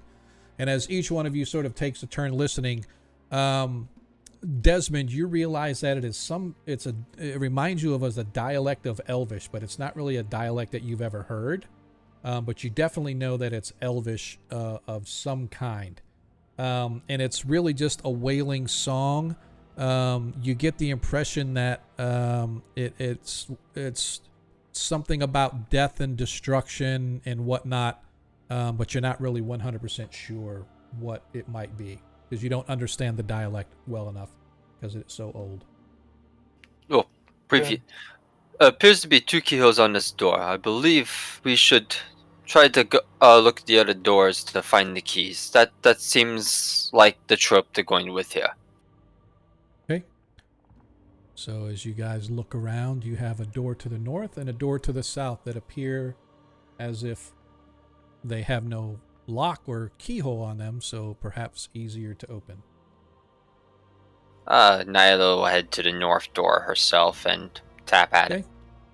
Okay. As you push the door, it's actually a double door that as you begin to push it sort of splits in the middle. The stone doors open to reveal a flight of stairs leading down for perhaps 10 or 15 feet to a landing, and then another 10 or so feet down to some sort of a chamber down below. She's gonna let her dragon go first. Okay. As the dragon goes down, you look inside and you can see a finely carved stone circle by the far wall hums and radiates a faint lilac light. 6 standing stone sarcophagi hug the walls. Images of bygone fey warriors and priests are sculpted on the heavy lids of the sarcophagus. Each sarcophagus, I should say. So you see 6 of them in the chamber above.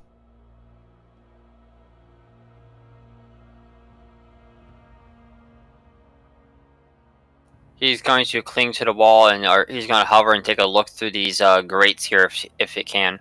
Okay. Where is your... Why do I not see it? Oh, there it is. No. Oh. Oh, Where's as as you're telling me this, Nilo is repeating to the party what she's seeing through his eyes. Just a second. For some reason, I don't know why that does that, but let me fix this and I'll go. That. So as you look, you can see that there is a grating there, and through the grating you can see this sort of an oblong shaped chamber.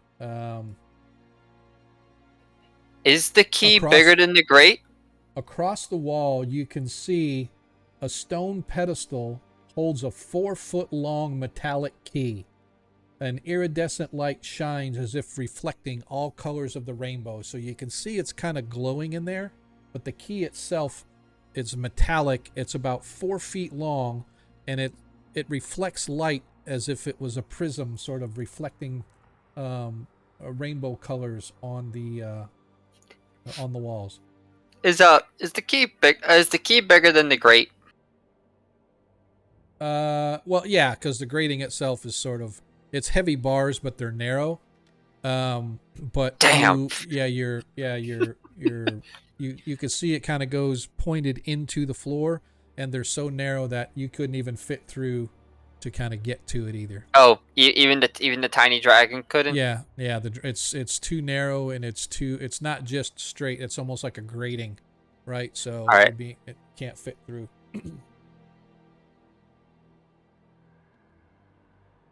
I'm going to use my knowledge arcana to see if I can discern from what I see what would open up the grate, whether it's activating that stone of some sort or defeating all the guards. Okay. No idea. No idea.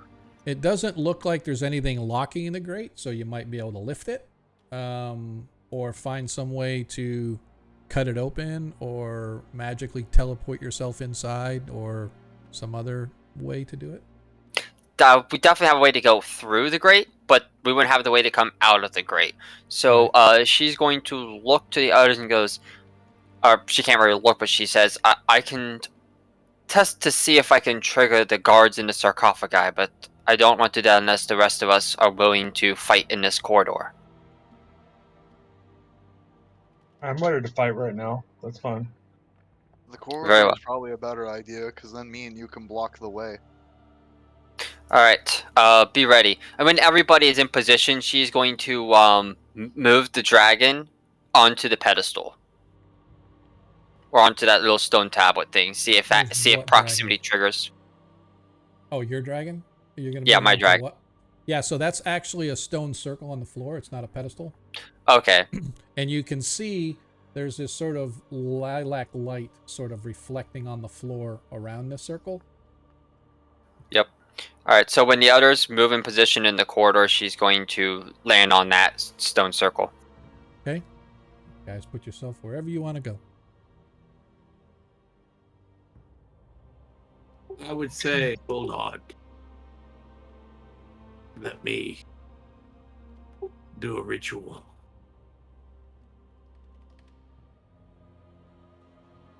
I want to check. I want to do a ritual of detect magic. Okay. So that's 10 minutes. That's it. We got 10 minutes.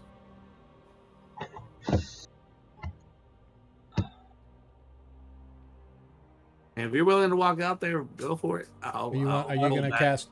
I want to make sure. Are we gonna wait 10 minutes to cast a spell, or what are we That's doing? why I wanted to check with you, Sean, to make sure the enemies aren't just going to come to us within 10 minutes. I don't know. No, I it just looks need to know like what they're you not. It looks like we have to trigger them in some way, and I'm thinking entering the room with more bodies, the circle or the stone circle itself will trigger the guards that are probably inside the sarcophagi. Or nothing might trigger anything at all, and all we have to do is just walk onto the stone and it lowers the grate. That could also be a possibility. We don't know. But if the guards are triggered, I would like to be able to fight them in a corridor with only 2 at a time. Yeah, like I said, are you going to ritual cast that now or after the fight? Well, that's only if y'all are gonna wait. If you're not gonna wait, I'll let y'all go and I won't cast the ritual. I'll wait. Yeah, we can wait. We can wait. Oh, wait. I just wanted to make sure everybody knew like that. Okay. Yeah. You guys wait as the time passes. Desmond's impatient with all the god bothering, but he'll wait anyway. As Man, we have to sit here while he sings 3 Hail Marys and drinks vinegar. Basically, yeah. as you take your time, Rick as is the, inclined to do it just because he knows this is a temple of some sort. so go ahead and cast your detect magic. Okay. It might be traps. Who knows? Let me see. Spell. What do I do? Target myself? Yeah. I just need you to cast it, right? It doesn't matter who you don't have to target anybody. You just cast it. I just want to make sure it takes it off your list of spell slots and stuff. Oh, that's right. It's ritual. You're right. So you're right. Never mind. As you cast the spell, you get a sense of magic from the entire place. In particular, where you're at, the floor itself radiates sort of an abjuration type of a magic. It's like a protective magic on the flooring, which would make sense because this is such an ancient place. To have it be in such good condition, there's some magical force protecting it. But other than that, you detect no other magic. I translate that to language they understand. Alrighty. Well, nothing's going to reach out of the walls at us. We all ready? Yep. Alright.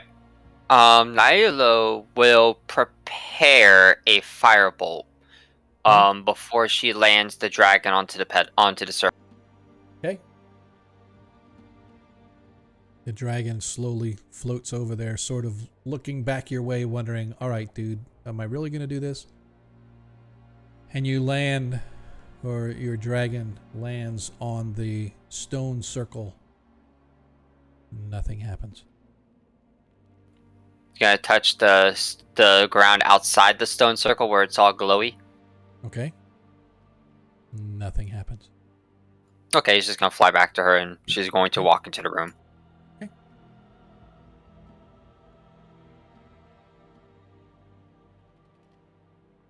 As you walk into the room, suddenly you see this shimmer begin to appear right at the circle.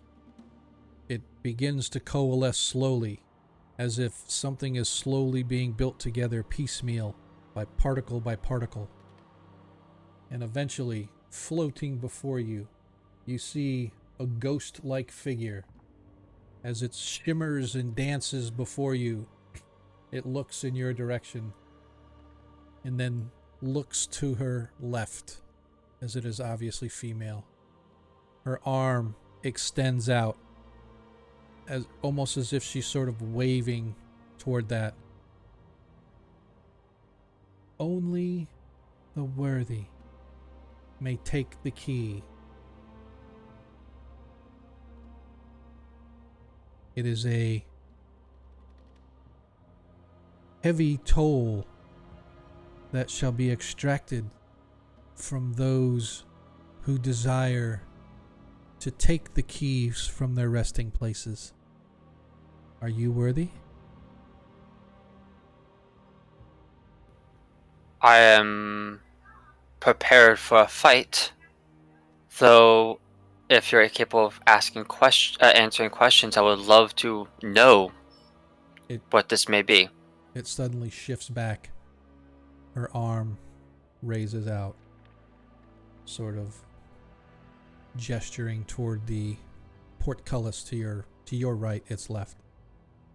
Only the worthy may take the key from its resting place. Are you worthy?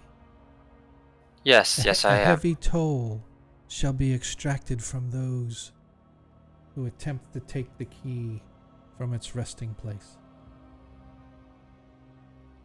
Do you Yes, I am. accept? Yes, I will. Then proceed to take the key, as she suddenly fades away.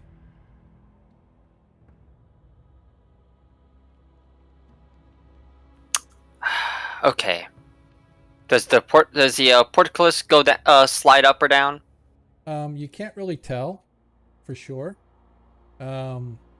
It looks just like a portcullis. I'm sorry, it looks like it slides up and down, yeah.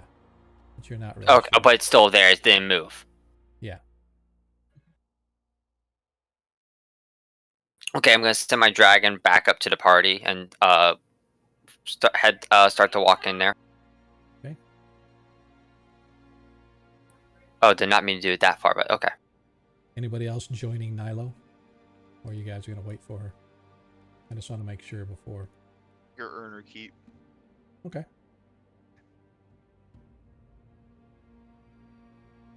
Suddenly, as you get right there, you hear this wailing sound. You shall need to prove your worth, as this wailing sound comes in a language you don't understand, but Desmond does, as it's an ancient it's an elvish sort of a dialect, suddenly appearing out of the sarcophagi. You watch as 3 whites suddenly come up, appearing right in the middle of the passage before you guys, materializing out of nowhere, this huge, massive plant creature. And that's where we're going to take our break. Can I let off my prepared firebolt? When we come back. Okay. When we come back. As those that follow us know, we usually take a break about now. I wanted to take it a little early, though, because I don't want to go for a long combat and then have the party and have our break. I'd rather do our break right now. So, Okay over there? Yeah, I Exactly. just It's tripped like, on a cord under my desk. I'm fine. yeah, Okay, I do okay. that all the time. So let's go ahead and switch us over to break mode. For those that know, we typically just hang out here and listen to the smooth sounds of monkey boogers. Let me get our little timer going here. Oops, I think I shut it down, so give me just a second. We'll be back, and usually it takes us about 15 minutes or so. So I'm going to set the timer. 15 minutes, and let's start. So yeah, so when we come back, our party will have to fight their way through what looks to be a huge ass plant creature that's blocking the stairs down. So that leaves Nilo all by her lonesome down there with 3 wights that have just stepped out of the sarcophagi, attacking her as the first challenge for the first key will happen when we come back. I appreciate everybody that's kind of hanging out with us. I definitely appreciate the Yeah, love thanks, guys. that you guys have been showing on the stream tonight.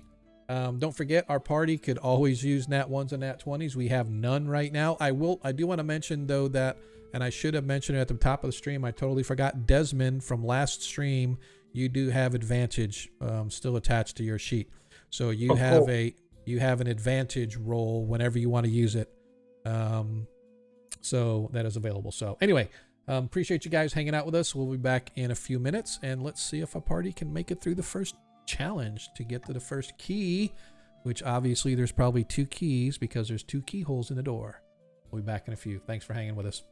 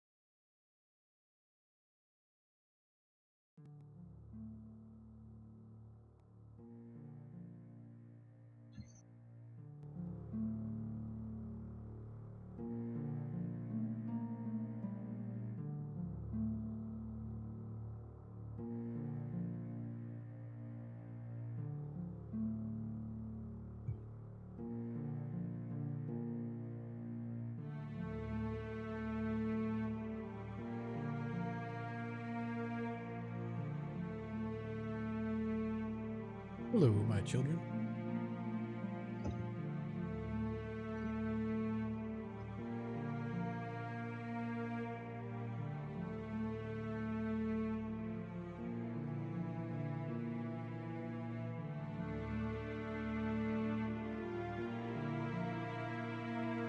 Red warrior, get about the job. Yes, I had to find the gauntlet sound effect. Warriors Hey. about to die. Jacob, that picture that you've got of Makaria is wrong. I know. I didn't put the stitchings on it. Remember, it was painted before that happened. And you Yeah. also could only put both wings on there at the time the model Yeah. was made. Yeah, no, I'm just messing. For those that don't know the backstory, Jacob is a face-to-face player of mine, as is the player that plays for Viscero, Adam. And Jacob played a tiefling in one of my games, and she had wings because I was checking out to see if I would allow flying and stuff like that. I'd never been into characters flying much. But anyway, they got in a fight with a hill giant, and the giant like did a crit, I think it was, or something. No. And Yeah, it was. I don't know if it was a Actually, crit, but no, it definitely it would was- have killed her. I don't know if it was a hill giant. No, it But was it was a a corrupted- hill or mountain giant. It was one of the Yeah, two, and hill it was giant not a crit, but the attack would have killed her. So instead of killing her, you decided to put my wings on timeout. Yep. When this is the only was only time one the wing. wings ever became a true advantage to me was this fight because it was open air. Yep. It was hilarious. Ripped her wing right off. So now every time he shows me the little miniature figure that he painted of Makaria, I'm like, hey, dude, why is there still 2 wings on? You need to take that wing off, man. And people say I'm not pro player. I am so pro player. As long as it's challenging for the party, that's all I care about. I don't care if the players win or lose, but anyway. What's the discussion going out there? Anything? You shall not pass. Warriors about to die. Warriors need food badly. Yeah, these are all Gauntlet lines. I remember playing Gauntlet. It was trying to remember which arcade it was in now. Yeah, I played it yesterday. That's why. Oh, it was in the Regal Cinema in Waterford Lakes.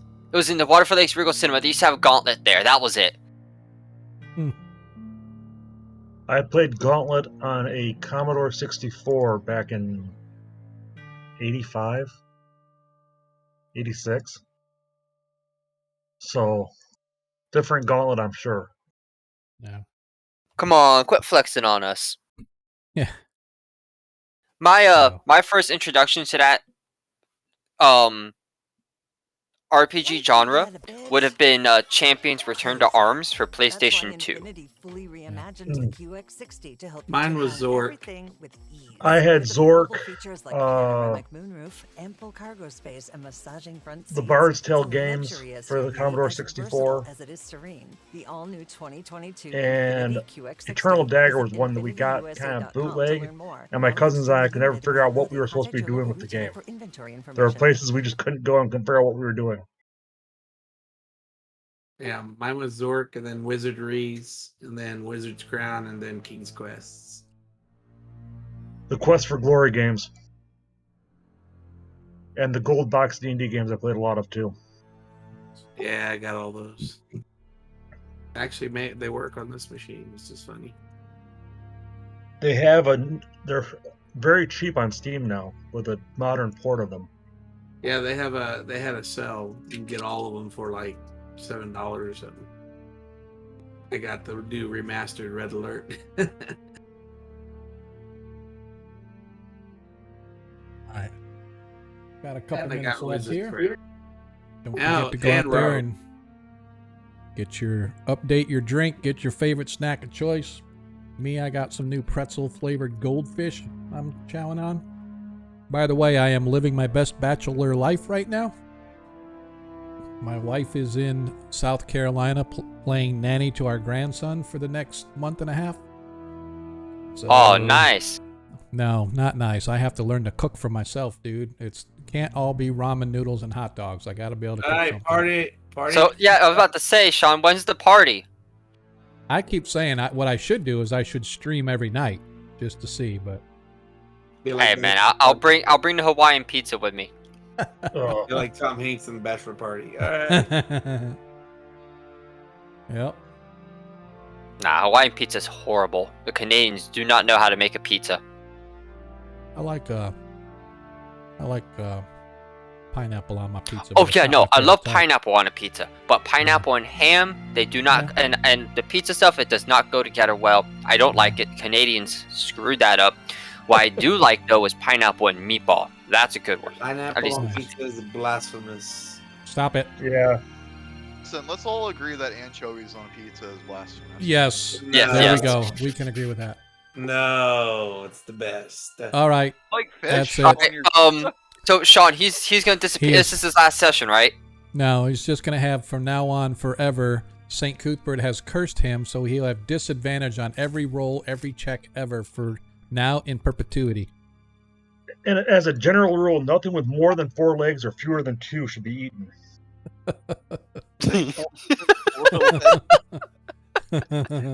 Which rules out almost all seafood. Yep. Is that true? Appreciate you guys. Yes, it does. Appreciate you guys hanging out with us. We'll be back in about 2 minutes. Just on our little bit of a break as our party's getting ready to get their ass handed to them. Hopefully. Nah, we got this. What about Yeah. shrimp? I don't like Shrimp shrimp. have how many legs? Like 8, 6 Eight? or 8. 8 or 9? Or 8 or 10, something like that? Yeah. I will eat deep fried shrimp very, very occasionally from like Long John Silver's, and that's it. I eat a lot of seafood. I think my favorite's just doing like clams on Oh. the grill. That's pretty good. Oh, clams are even worse than the rest of the seafood. Salmon is the best. Salmon's pretty good. Salmon's like salmon. terrible too. You don't like salmon? Nope. Is it like the taste or the texture, or is it like? It's like I don't know. seafood in general. I just can't get past anything that tastes or smells fishy, and salmon is the worst of the lot, in my opinion. Oh, I understand that if you're saying that based on that. Like, what would you eat then? Like crab meat, typically? No, I don't eat seafood at all, typically. Oh, okay. Or that he knows of. No, I Knows those. worked at Long John Silver's and stuff. I know seafood. My parents or my grandparents fished a lot on freshwater lakes, and I just loathe fish.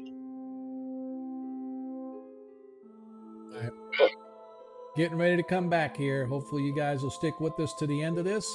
Either the end of the party or the end of this round of combat. I appreciate you guys hanging out with us as long as you have. You guys are the greatest. Don't forget to show our players some love. If you want to cheer for them, for every 200 bits that are cheered, you can grant advantage to a player. Right now, one of our players, Desmond, has advantage from last game. Also, you don't forget you can trade in your tokens in order to give a nat 1 or a nat 20 to either an individual player or the party, or if you want to give it to the DM, you can definitely do that. So we Hey, are coming back now. I have What else? advantage just for it being awesome, right? I was gonna say yes, but really, dude, I don't like you. That's so no. Oh, I see how it is. I see exactly how it is. Sean, where are our meat shields? I mean, our friends that are. They're outside. they're outside. They never come into combat, so they are outside the realm. Why not? The bag They Because defend we- themselves, but they're Yes. not hired to fight for us. Yes. They're hired to carry our shit. Yep. All right. So 2 things before we get started. First thing, I need Nilo to give me a nature check, please. And I need, well, actually, everybody give me a nature check. So let's go ahead and let's get that out of the way first. Yes, you are naturally gonna die. I know everything about these guys. So the only thing you know is that they're undead creatures. Actually, I got a question, Sean. Yes. Would whites have been one of the creatures I fought at the Bitter Pass? No. Probably not. No. Okay. All right, No, I won't not during argue the war. advantage then. Yep, no. I'm sure you fight the Desmond, whites sometimes. Desmond, I am going to give you advantage since you're a ranger and it is a plant type creature. Okay. And don't forget, you also have advantage to use as well. Okay. So you recognize this plant creature as a shambling mound. So you know what it is, right? So you don't know all of its abilities, but you know that the thing it hits hard, and be careful because if you get hit with both of its attacks, it'll suck you into it and you'll suffocate while it digests you. Do I know about the lightning thing? Not to use lightning on it? No, your score was not high enough to know about lightning. Okay. Because But you do actually, know. one of my Monster Slayer abilities is to know creatures' abilities. So don't you have to? What's the rule on that? Right. So go ahead and read me the rule on that specifically. Yep. Before we get started, I just want to make sure that we've got everything in place before we actually. And does the shambling mound take up the entire hallway, or are there spaces like No, nope. It fills the entire hallway up to 10 feet, and it's a large creature, and it fills 10 feet wide and 10 feet high. That thing is. Can it go underneath it?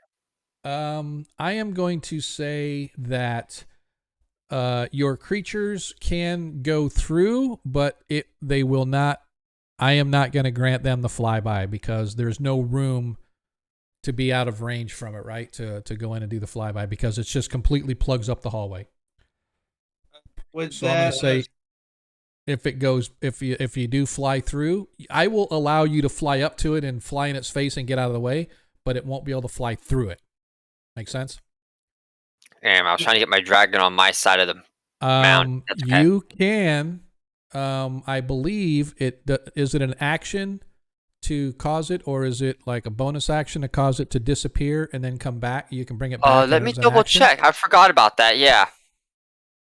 Okay, so my Slayer ability is if I take an action, I can immediately learn whether the creature has any damage immunity, resistance, or vulnerabilities, and what they are if the creature is not hidden from divination magic. I can use this 2 times per long rest. Okay, so you would be able to do it, but it will take an action to do so, obviously. Then I'll do that this round. Okay, so so we'll just make sure. Shambling mound, you said it takes up the whole hallway? Yep. Does it get disadvantage on movement? No, not really. Okay. But it's not really going to be moving too far. It might advance on you guys, but so think of it as like the swamp thing. All right. Rika's gonna do a 3-4. Yeah, it would take 2 turns and giving up 2 actions in order to summon it to my side. Right. And I knew it was something like that, so. All right. So that's okay. First things first. Oops. Let me do. Ah, darn it.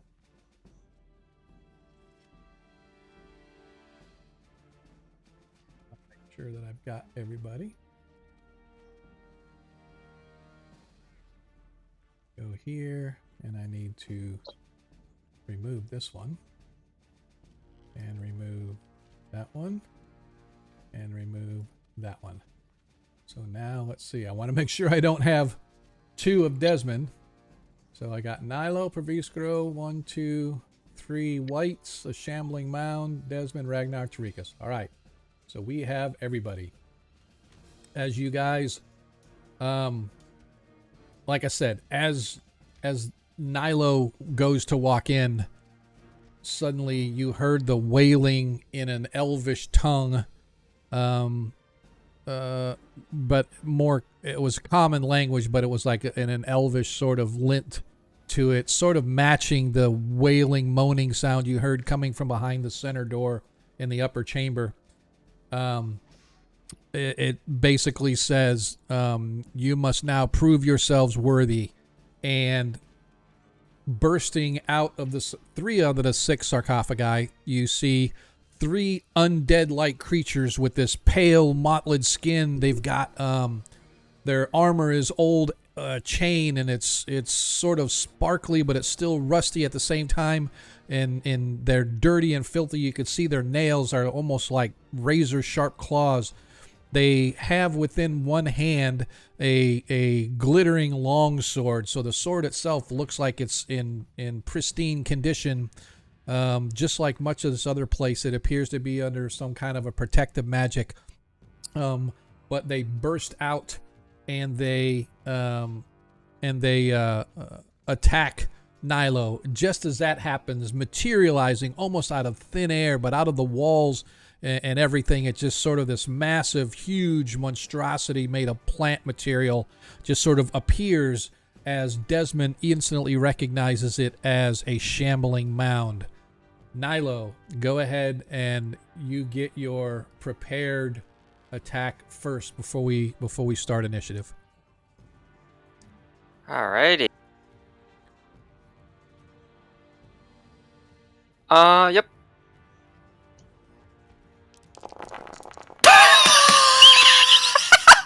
Natural 20. You completely roll max damage? Yes. Pretty Yes, much. I did.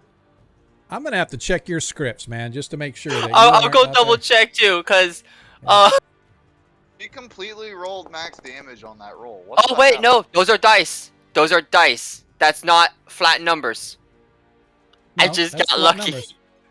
Yeah, you rolled 2d10, you rolled 20, and then you hit for that as well. But you critically hit, and it made its Constitution save versus great. That's this. Not that I'm really using it, but I just did it anyway.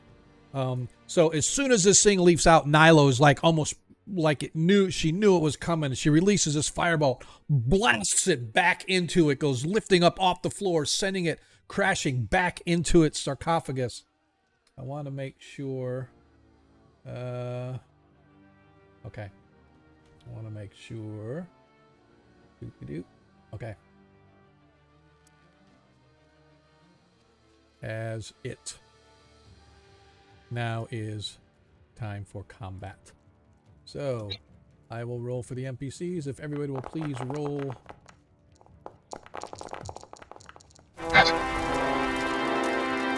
It's hilarious. One of them got a... Oh, where is that? Hang on a second. It's double clicking everything. Yeah, it's actually creating doubles for everybody. So something is going on with the... so I am going to take the highest one for each person. Let me remove this combatant. Tarikas only rolled one. Ragnar only rolled one. I know, but there's something with the auto roll when I do the... I think... Hang on just a second. I'm going to start this over. I apologize, guys. I think I know what may have done it, but I am going to... I look with 2 rolls. Well, that's... No, you didn't roll necessarily twice, but it puts everybody on there twice for some reason. So let me do this again. I'm going to put everybody in combat. I'm going to go back to the combat now. And I'm going to remove Nilo thing, remove the ghost, remove Probiscros. Alright, we're all here. Now I'm going to do begin combat, and I want to see if it'll roll for my... I just want to see what'll happen. Alright, so I have begun. So, everybody go ahead and roll your initiative again. I apologize that we have to do this a second time, but go ahead and re-roll your initiative. Yeah, see? For some reason, when it does it, it adds... There's something broken with their combat thing. So what I'm going to do is I'm going to keep everybody... Probiscro has 3 added to his, right? Yeah. Oh, yeah, there's a D4 added to it. Let me roll it. Okay. 1. He gets 1. Add a 1. So 19. So he has a 20 now. All right. That still rolled double on Nilo's other one too. Yep. Oh, I don't get my 20. Okay, hang on. So what I'm going to do is I am going to remove the lower of each one. Give me just a second for you, Tarikas. I'll get you fixed. But I don't know why it did it for those guys. But Tarikas, you rolled a nat 20, right? Originally? What did you, or did you just roll a 20? What was your original one? Because I know somebody Yeah, had a... nat 20 with 22 total. All right, so I'm going to give you that 22. And I do know that one of the demons, or one of the whites, Roll their initiative. All right, so they get a +2. I'm going to give him the 22 as well because he rolled a nat 20, but the other white rolled a nat 1. And so he rolled a 4, gave him a 6, so I'm actually 1 + 2, so he had a 3. So that's going to be what his is. And then I don't remember what this one rolls, so I'm just going to roll it. He got a 13, and now the Shambling Mound. Shambling Mound gets a 5. All right, so now we are relatively close to what we were as the white here leaps out, goes to, now it targets Nilo, it gets 2 attacks, and it's going to use, the first attack is going to be its longsword attack. AC 19. AC 19. As it misses with an 18. Its second attack, you watch as its claw comes raking down. 21. As it hits. No, it doesn't. All right, so you get No, it doesn't. all right, so you get your, make sure that your 7 hit points are taken back. Yep, it didn't. Okay. All right, so. And her shield moves again unnaturally fast. That's how I do her shield spell. Yep, no, that's fine. I just want to make sure that, because it did 7 points of damage to you, and I wanted to make sure that it didn't take them off. So the first, so now your shield lasts until the end of your next turn. Yep. Okay. That's for the round. Yep. All right, Tarikas, you're up. As you watch as this monstrosity of a plant creature suddenly engulfs and almost like creates a plug in the middle of the hallway. This actually worked out better. I was assuming every one of you was going to be up in the northern chamber, and then you would have been blocked from getting out. But this is even better because now Nilo gets to take on hers. I was battling. It's a fair fight. I think so. I was battling mosquito with high dexterity. I will say that this is considered a deadly encounter. I just want to let you guys know that. Because the Shambling Mound's a CR5 creature. Oh. But upright. Be a see you later. Yep. Creature. Okay, here we go. So Tarikas notices that thing and he doesn't know what it is. I don't think I fought one. No, you guys have not yet. Okay, so I'm gonna cast Spiritual Hammer right in front of it. Is that a bonus action? Yes. Okay. Let me do that.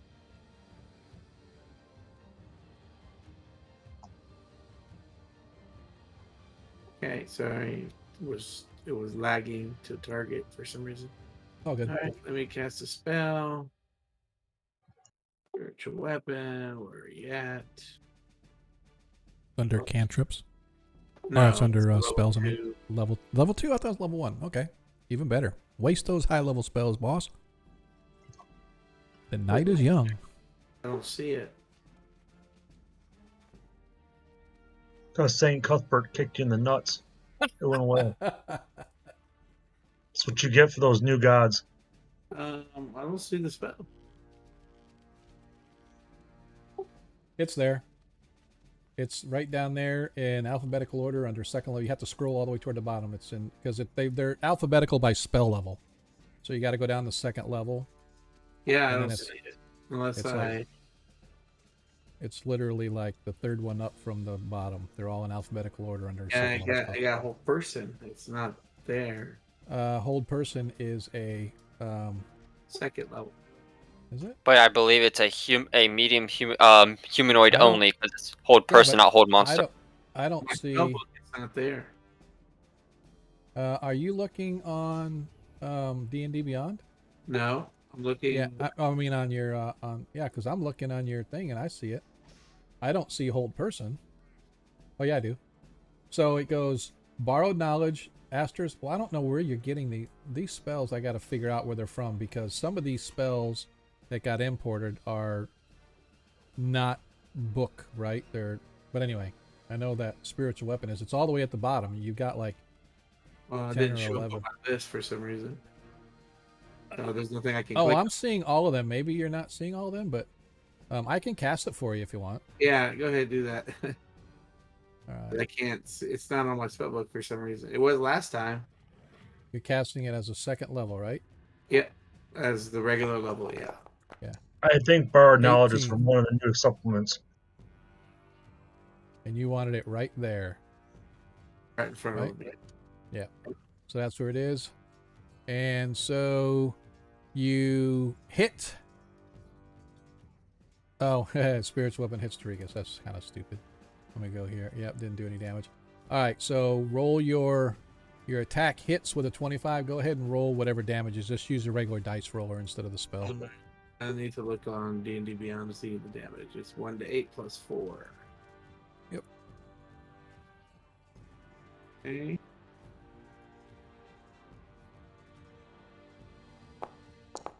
All right, 5 hit points of damage. So I will take that off of it.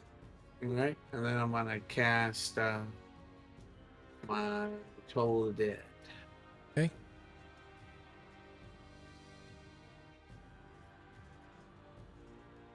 That one I can see.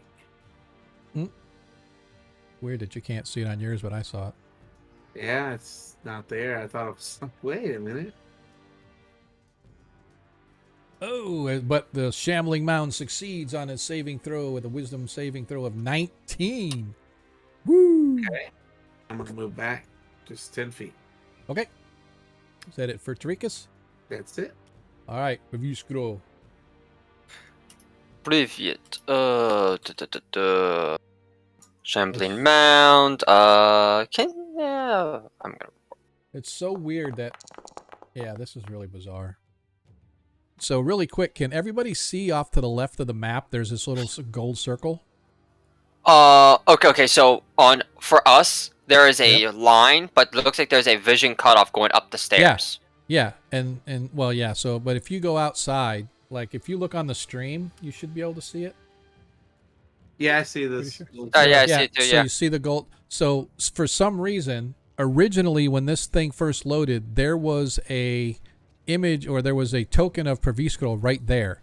So now I think the game thinks that Tarikas is, I mean not Tarikas, but Praviscro is there, even though he's down here. Yeah, Tarisco. Yeah, Terizo.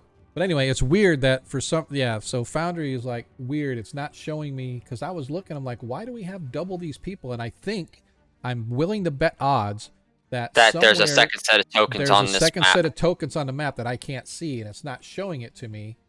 And it's just really bizarre, and it's irritating the crap out of me. We don't have to worry about that anymore, do we? All right, so Pravisco's going to see the giant shambling mound. He goes, that looks a giant plant. Oh, let me just shoot it with fire. And he's going to sling his spell off his hammer. Okay. So make sure you target it and fire away. Actually, hold on. No, I'm not going to use that. I am going to use Fairy Fire. Okay.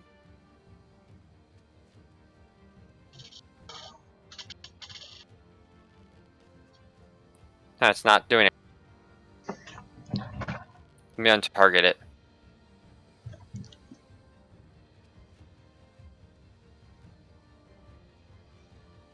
Want me to try? Because it might be just weird.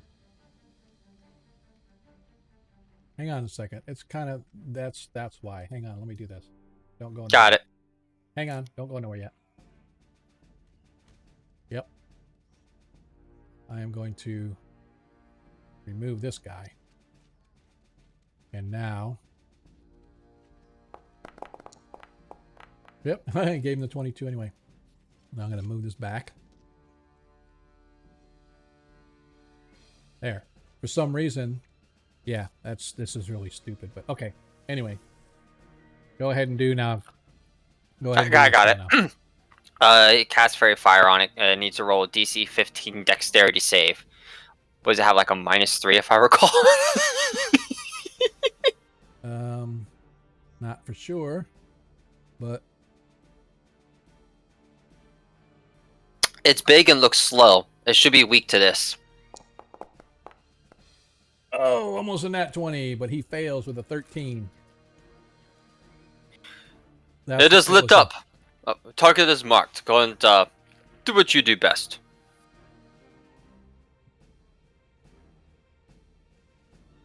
And the eagle just sits on his shoulder. Okay. All right, so it is now Eureka's. You're up.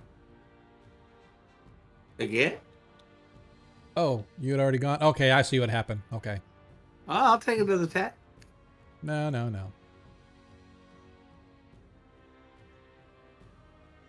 Damn it.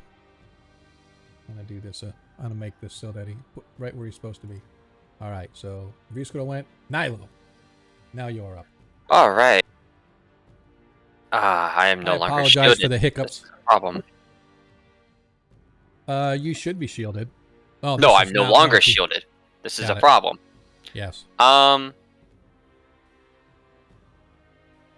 Okay. So this one here is almost dead, and it needs to die now. So I'm going to raise my sword and point it at it, and I'm going to fire a magic missile. Hang on. I got to do something here real quick.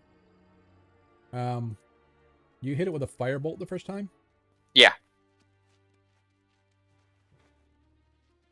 Oh, I thought it was... Never mind, I was thinking of something else. Never mind, go ahead.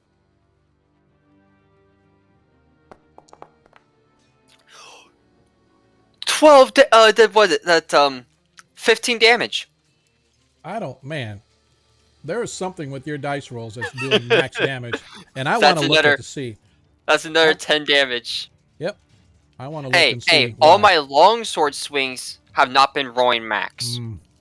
Mm-hmm. We're going to test your macros here, pal.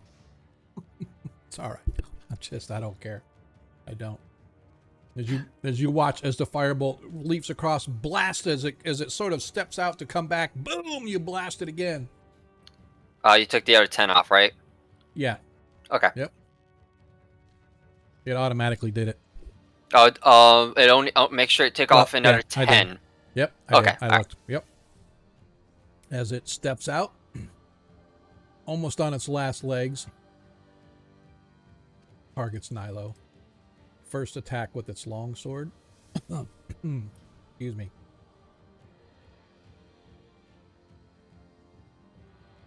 First, where is it? Oh, under features. Duh. All right. First attack is the longsword.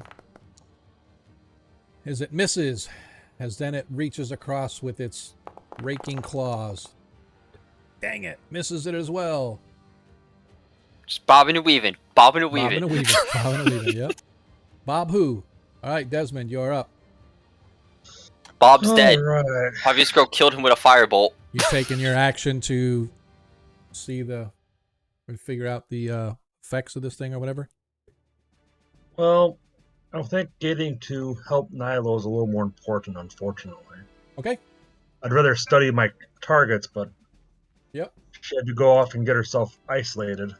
Mm-hmm. So I'm going to make this my Slayer's Prey. Okay. And attack it. Okay. As you slam into it and you hit for 7 hit points of damage, go ahead and roll your Slayer's Prey damage, additional 4. As you cut into it, even though your sword doesn't really find purchase, as you hit it for another 11 hit points of damage. Nicely done. As you're carving into it, as little chunks of weed and moss and other stuff start falling off of it, but this thing is just huge and massive, as it looks like it's going to, like carving through a jungle to get to the other side. And you can hear the hissing and screaming of the undead creatures that are attacking Nilo from the other side. Anything else that you want to do? No, that'll be my Ragnarok. Boodle. Ragnarok. Listen, man, I'm not Thor. I just have a warhammer. But you got a nice beard. You have a nice Wrong beard. color. It's not a beautiful blonde. Whatever. Well, Thor is actually red in the mythology. Yeah, exactly. Let me reckless this boy and see what happens. All right. Not to the blind guys. As you hit the shambling mound for 5 points of damage. My turn. That's it? All right. As the shambling mound looks down on you guys, he's going to do I'm going to do something that's dumb because if I was a mean DM, I would focus both attacks on one person, but he has 2 slam attacks. First attack is going... First of all, let me deselect Nilo. First attack, the slam attack is going against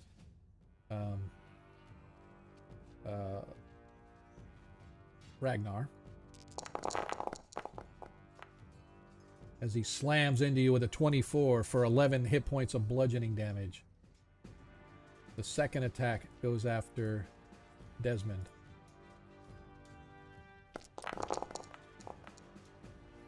As 19, as he hits Desmond for 13 hit points of bludgeoning damage. And that is the mounds. As the final white comes screeching out of its first attack, going at Nilo with a longsword.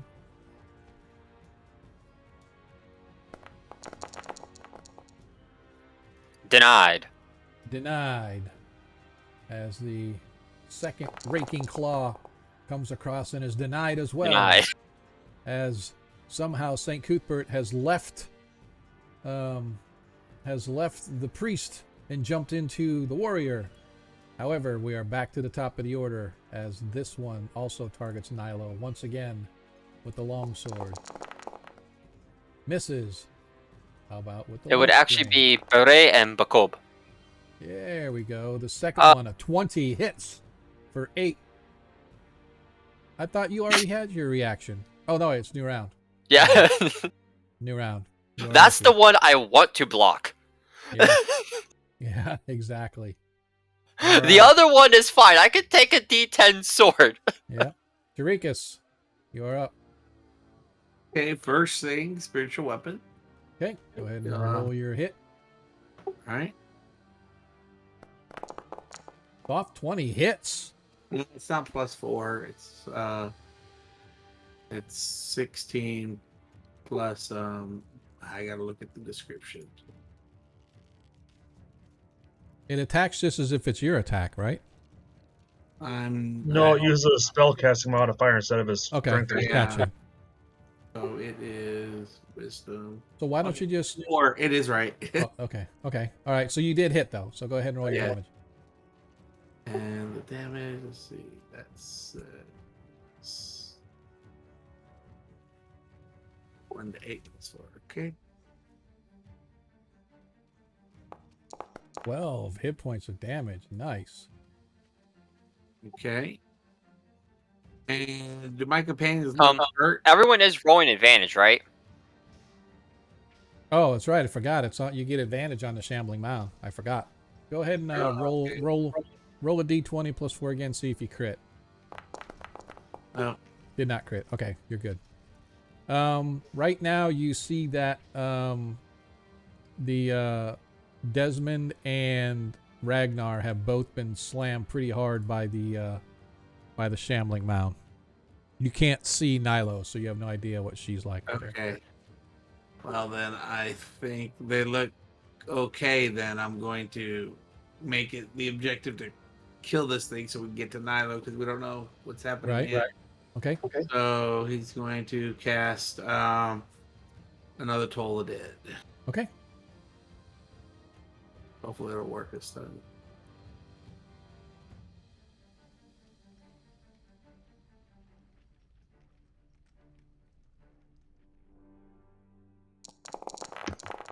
Shambling mound fails. 24 hit points of no. This game Holy is smoke! All 12. this thing is literally.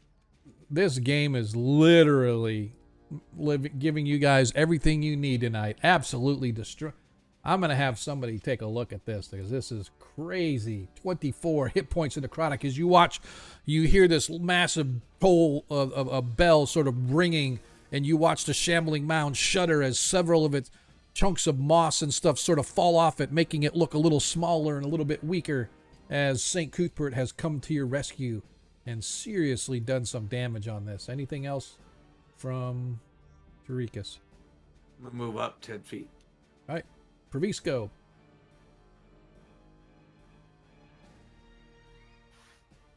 Keep hitting it. I will shoot it. Okay. I like this idea right here.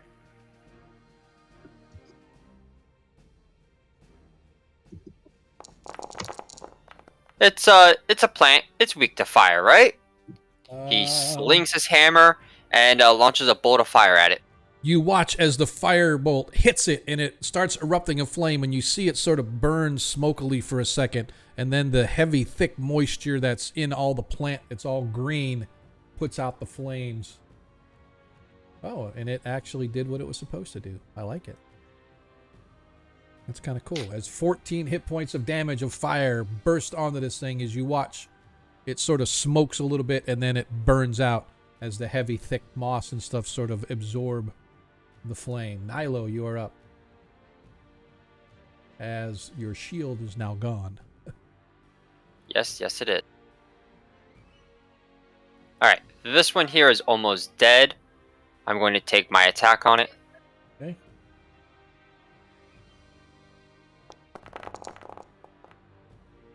Miss. Oh shit! I attacked the wrong one. Yeah, hang on a second. Let me put this back. But you did hit. You were attacking this one, that one here, right? Yeah, that was the one I was attacking. All right. So, and you did 6 hit points. Yep. Using what blade? Just a sword. All right. So, it only takes half damage for that. Okay, so it blunted. All right. If I use booming blade, does the sword attack become magical or just the thunder damage? Just the thunder damage. Okay. Yep. So you strike it and you see it is severely weak as it is like heavily, like almost ready to drop, but unfortunately your sword attack did not quite take it down. And for once, you rolled a nat 1. If you'd rolled a couple higher, you may have taken it down, but that's your second attack. Wait, what was that? I action searched. So as she rises, okay, yeah. The second wound, the second attack, not really doing much. She draws her blade back and just slams her shield into it with a burst of fire. As she gives an incantation. And as you watch, as your firebolt catches it right underneath the chin, oof, as its head just sort of explodes in flame as the creature drops dead to the floor. I don't suppose you folks can understand me. You don't understand its language, but you recognize it has an elven lint to it. But I don't suppose the Nimhundar means anything either. And that's it for my turn. All right, Desmond, you're up. All right. You hear big explosions. As the first slams into it, hits it. You did 4. Yep, it took it. An additional 1. Let me take that off there. And then my second attack. Okay. Second attack misses. Second attack misses. Anything else? That's my action. Ragnar, you're up. Man, Sean, you're saying that they're rolling super good. Nah, it's just Nilo. Yeah, it's just Nilo and Praviskro. It's just like, Corvus. It's just Corvus is stealing all the luck in the party. Yeah, I don't think he's stealing it. I think he's got a script that is making it max damage every time. Yes, the only person, one of the people in this group that cannot do coding is messing with the macros. I'm an accountant. I have nothing to do with coding.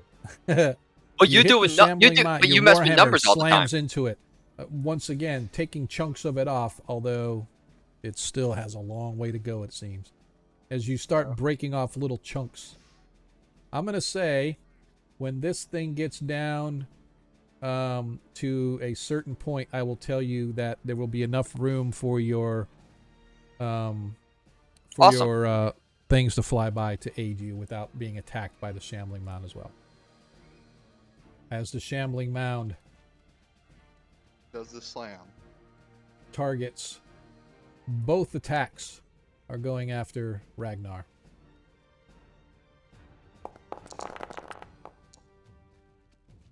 $18 hits you for 18 hit points of bludgeoning damage. Yeah, you match beats. I forgot.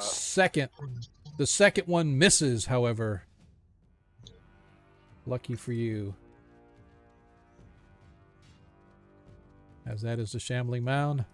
As the white targets Nilo, of course, with its 2 attacks, one with the longsword.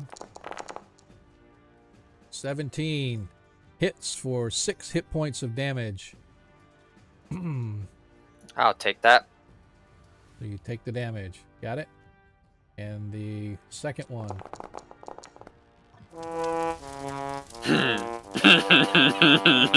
As it gets a taste of that orcish aura, and it's like, ew, and it brings its hand back, and it's like, oh my god, what was that? That's disgusting. I don't want no part of an orc. As the other white says, ha, I'll take that action. No, he won't. Misses. That's his claw attack. 24. Wah. Do your reaction now. Can I absorb element this? No. It's not it's necrotic damage. It's not absorb element. It's not like lightning or anything like that. Natural 20. As you make the life drain save. Let's see. Or otherwise, okay. Otherwise, you just manage to take the damage. So you suffered 9 hit points of necrotic damage. It's all right. Tarikas. All right. How's the salad bowl looking? It's wearing down. Don't forget, on your attack, you get advantage. Why do you keep clicking cantrips, Nilo? Because I was adding more level 1 spells so I can use them for reactions and stuff. Oh.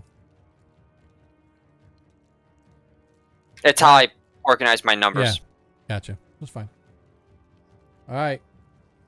Tarikas, you're up. All right.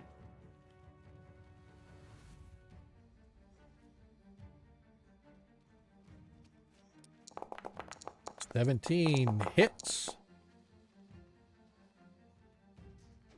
Nicely done with the advantage. I like it. Nice. 12 hit points of damage.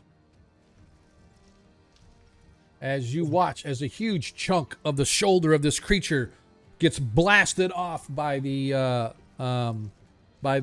huge mace-like object that that Tarikas is swinging around. He knocks it, opening up a gaping hole on the left-hand side to allow your pseudo-dragon and Perviskro's eagle to swoop by to aid if necessary. Go ahead and roll your regular attack or whatever you're going to do then. Well, I'm going to move my spiritual weapon right there. Okay. Why won't it let me move it? Hang on a second. It's not letting me grab it or move it. Maybe because Shambling Mound's in the way, you might need to pull it back. Yeah, let me do that. Opportunity attack, y'all saw it. No, it's not letting me move anything on. I don't know if it's because you did it or whatever, but I'm not going to worry about it. We still know we know where it's at. Yeah.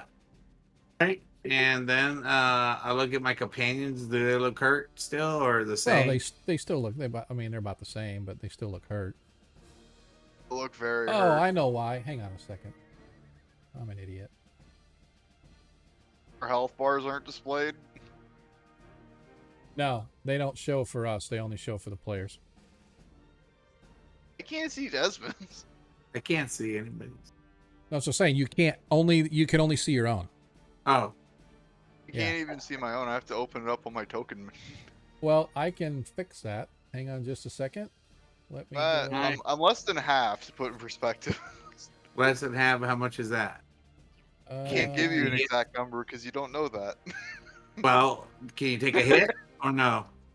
There, now I can could you probably see it? take 2 more hits from this thing. Now Okay. can you see it? Yes. Okay. Yeah. But nobody else can see it, but only the player and the DM can see it, so that's fine. All right. I'm All gonna right, so ahead. go ahead and do your whatever you're doing next. Toll the Dead, you said? Yep. I'll do Okay. another Toll of the Dead. Hopefully, we'll see. Yeah.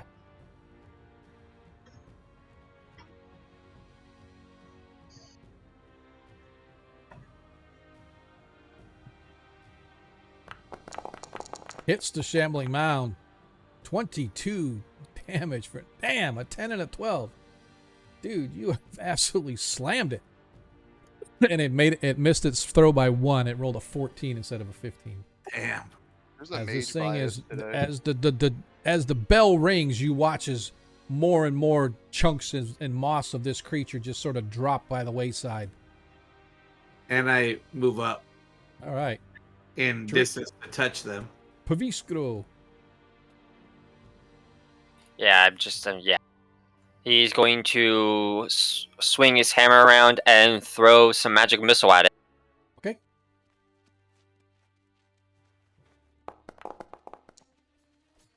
That'd be 12 damage.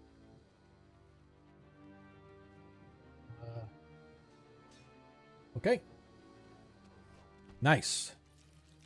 Wait, 12? Yep. 4 times. No, 3, 9.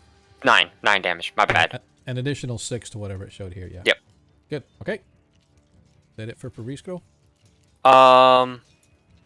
They said there's an opening now. Yes. How long does fairy fire last for? It's a while. I don't know exactly how many. That lasts a while, like a minute or something. Let me see. 10 rounds, I think. That's a first level spell, right? Yeah, it's concentration.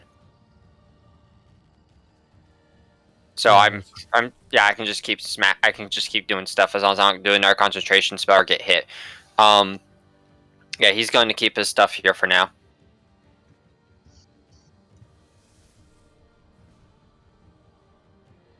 Where'd the fairy fire come from? Who cast it?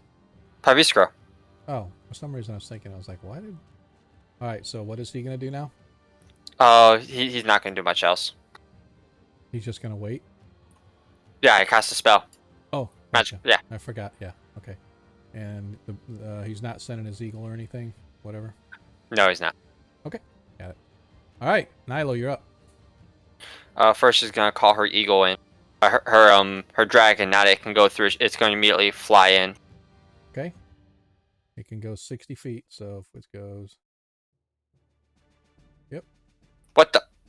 Yeah. Okay, that was... Yep, so you can go there. Okay. And, Nilo is going to turn, both, I haven't hit either of these yet, right? Correct. Alright, so she is going to, hit it with a magic, missile. Okay.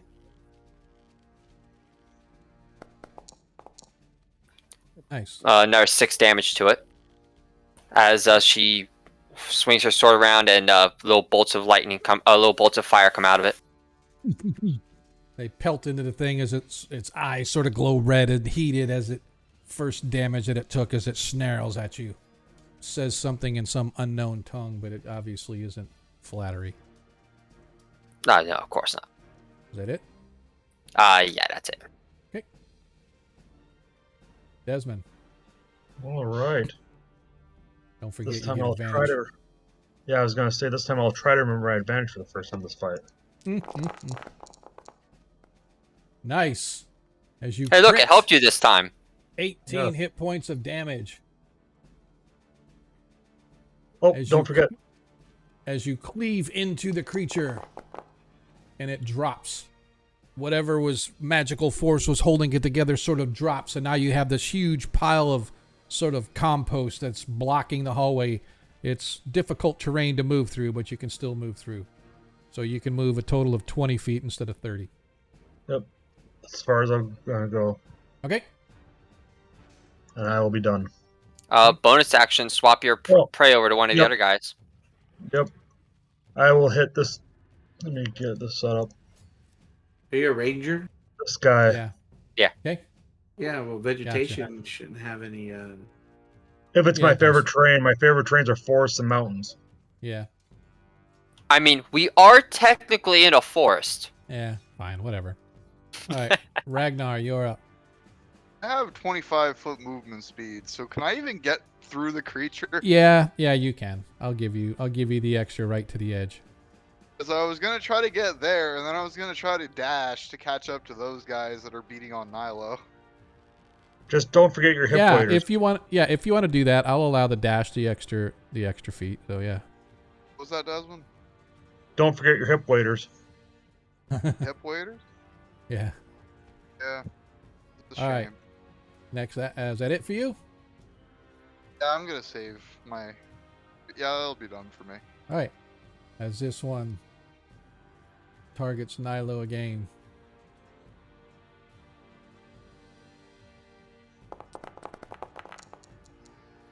Hits for 10 hit points of slashing damage. No. Okay. No. Right. As its second attack comes through, 19 hits you for 4 necrotic, failing your save. No, I passed it. 13. Oh, I was thinking it was a 14. Sorry, my bad. You're right. As you manage, but you still suffer the 4 hit points of necrotic damage. Wait, hold on. No, it never hit me because I have the shield up still. I'm at 24 AC. Sorry, you're right. My bad. And it would not take health off either. Yep, you're correct. Yep, you are correct. All right, not a big deal. As the second one. Not a big deal. We'll get you next time. It. Misses with his sword. Ow. Still missed. Woo! Yeah, yep, exactly. Still did, sure enough. All right. Jarikus, you're up. Okay. It's resistant to physical attacks. I move up. That's You double. don't know that. Double. And I'm able to get there, right? Yep. Okay. And then I'm going to do something here in a second, but I meant to move my weapon from 5. Can you turn undead? 15. Yeah, well, I don't know if they're undead yet because I don't know what they are. But I'm going to move my spiritual hammer there. Do I recognize these things as undead things? Yes, you recognize them as undead. As a priest, you know that they are powerful undead that can suck your life force right out from your body. Oh, man, that's not good. I'm going to have my spiritual hammer attack this one first. Okay. Is it still advantage or no? No. Okay. Noted. 13 misses. This is radiant damage, if I recall, right? Force.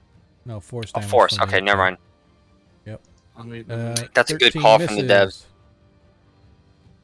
Let me double check that.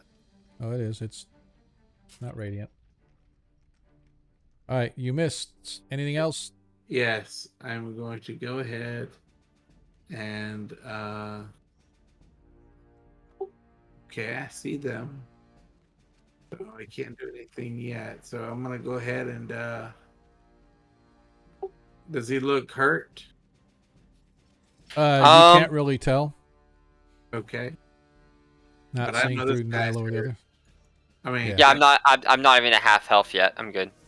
okay, but yeah, I wouldn't know though. Okay, so I guess I will go ahead and I know it's undead, I wouldn't use necrotic. Do you have Sacred Flame? I won't use that. So what I'm going to do is I'm going to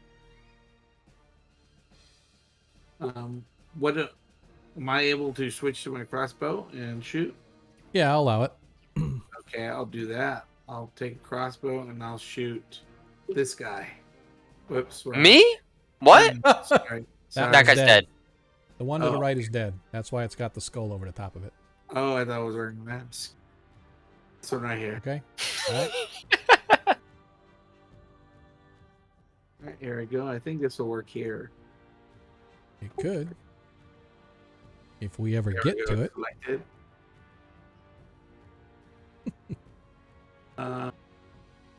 Where is the attack? Oh, right there, crossbow. As you hit for 9 hit points of damage to the creature. Yeah. As you watch as it sort of hits it in the shoulder and it sort of turns a little bit and then it looks back over the top of Ragnar, looking dead in your eyes, and it just snarls. You watch as the little red bits of coal that are, or where its eyes used to be, sort of flare slightly in anger. Rikus kind of Otherwise. slams on his chest. Yeah, it was me. What you gonna do? Yeah. Praviskro.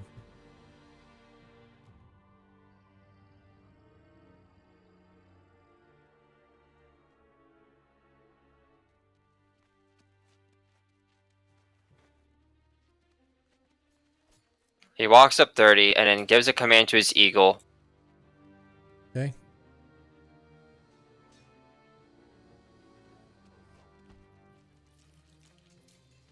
Which flies through and gives this one advantage. Okay. Got it. And then he throws a firebolt at it.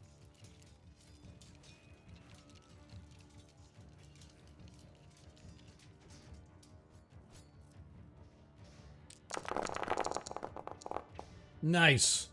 Crit. Okay, come on, dude. This is like twice in a row you've gotten max damage on. There is something up with that crit, dude. I'm sorry. That is just, there's got to be something wrong with your crit. Okay, so I want to say right now, this is Paviskro's firebolt, not mine. No, I get you. There is something wrong where it's max damage on the last 2 times he's critted on a firebolt. That is just absolutely insane. But still, oh, I know. I'm saying it's not saying it's not possible, but he just blasts. You guys watch as this firebolt streaks across, and as the white's trying to fend off the eagle flying in its face, boom, right in the neck. As you watch as a huge portion of its shoulder and neck just get blasted away, causing gunk to go flying everywhere. Fortunately, not on Ragnar, and only a little bit on Nilo, because she's standing right next to it as it's turning the other direction. That's Paviskro, and Nilo's turn. Yep, Nilo is up. She's going to shift her target and gank up on the last one, giving her dragon giving her advantage against it. Okay.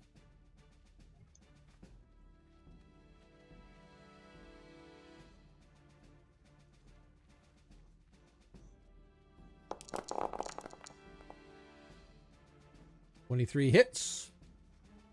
12 hit points of damage as you slam into it. Second Oh, attack. I rolled again, but okay, both hit. Still, Yep. 7 damage. Yep, as it hits once again, slamming into it, causing the creature's eyes once again to flare. But you can see that it's heavily flowing with whatever gunk is inside its body, pumping through its lifeless heart. It's just oozing out as you watch the coagulated blackish blood just sort of soaking the front of its armor. It's not down, but it is hurt. Desmond. All right.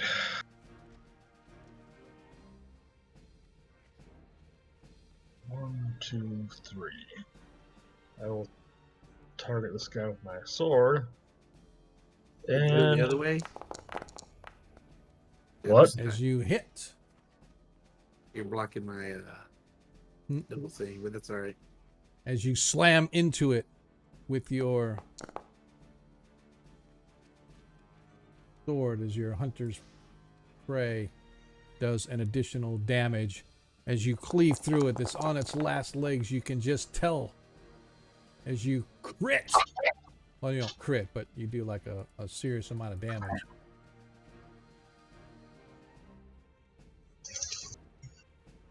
Come to think of it. As you watch, as the evil flicker of red in its eyes goes black, and it drops dead to the floor. I yawn a little bit and look at Nilo. Thank you. Much appreciated. Anything else? Nope, that's my act. Oh, I will move my Slayer's Prey to Okay. This one done. Just clicked on. Got it. Ragnar, you're up.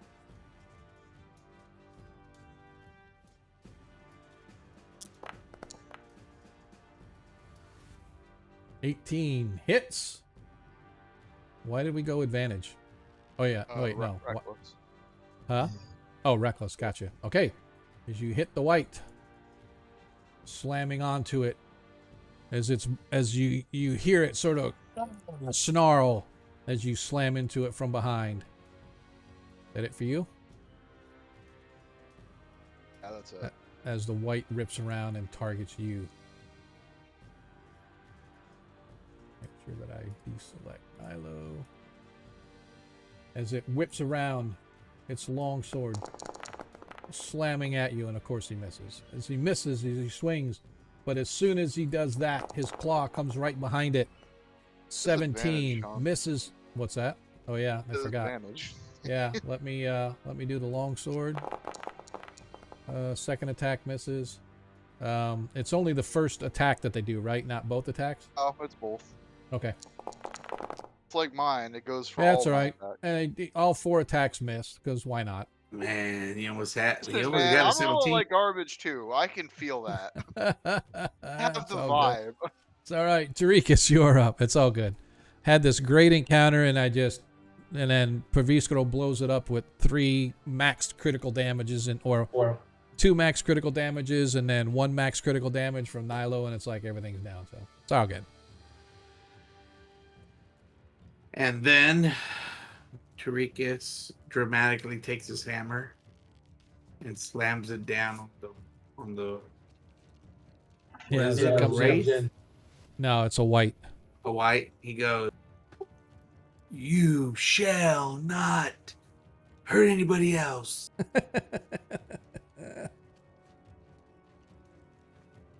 And he does the order radiance. Oh, so you're not hitting it with your... Yeah, I hammer? am. I will. I want to see if the water radiance hits first. So is that a bonus action? No.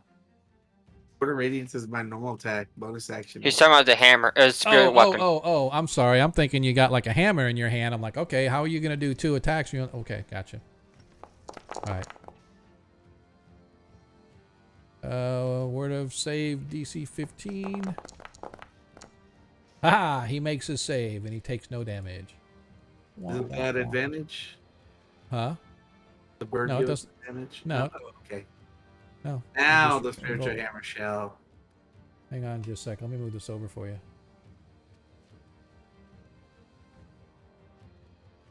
Thank you. Yep. And here goes the hammer.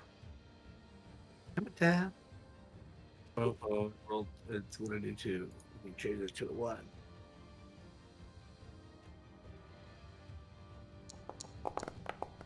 Wonk, wonk, wonk, wonk. As you miss on that attack.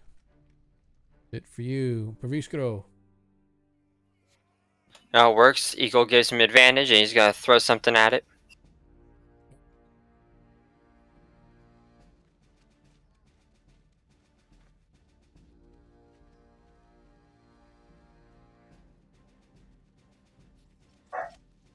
Once a moment.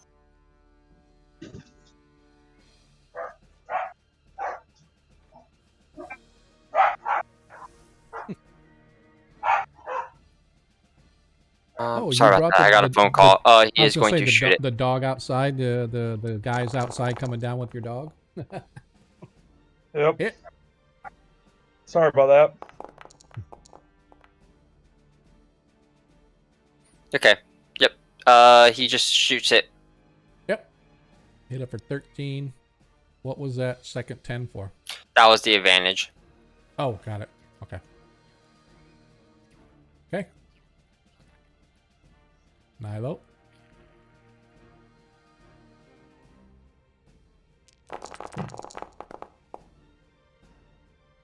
You hit. And that's it for me. I gotta take this call now. Okay. Desmond. All right.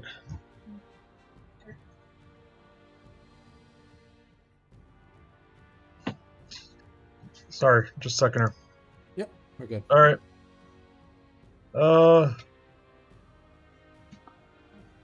Can I move to where the dead one was at?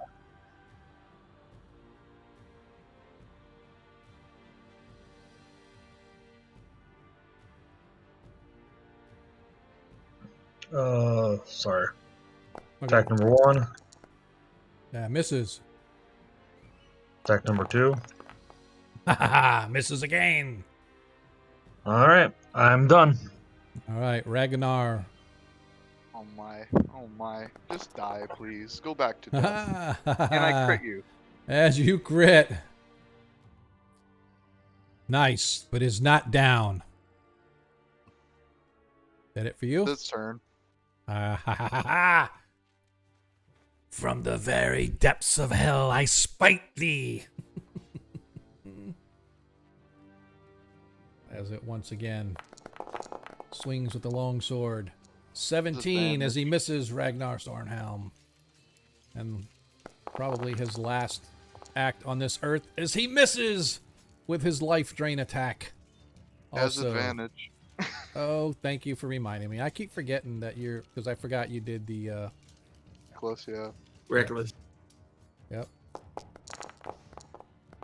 So close, but so far. I saw 19 there for a second. I know. I was like, woo, finally. Hey, as he hits. I need Why you you say to... finally like I like No, I, I need gotten you to pounded give in me this a combat. Constitution saving throw. Okay. As you roll a 16 and you make your save, so you only suffer the 5 hit points of necrotic. Z sends it, so now I have to re-roll. So you might get your 5 points back. I might get you 5. You might get your 5 points back. Oh, as the second one hits anyway. Oh. Now you take 7. Now you take 7 hit points of damage, and I need you to roll a Constitution saving throw. Again? Yes, because you have to take whatever the last. I'm on the phone. I look over. I see him And you get made hit your with the saving freaking throw. life train. So my chronal shift. I'm making it worse. All right, so that brought you down to 15. So you took 7 instead of 5. All right. Dorikas, let's end this thing because it is on its last legs. I tell it, look at me. I Now. want to look at you. I want to look at you. Yeah. As Tarikas is about to do his Word of Radiance with his hammer, his spiritual weapon sneaks attacks behind him. There's no sneak attack, but okay, you go right ahead. Ha ha ha! No sneak attack here as it ducks. And it goes ducks. through him and hits me. What do I look like? I'm stupid. Swinging the lighter on the little peanut commercial with a M&M commercial. Right. Okay. Like now I'm then I'm gonna slam the hammer down. All right. Okay.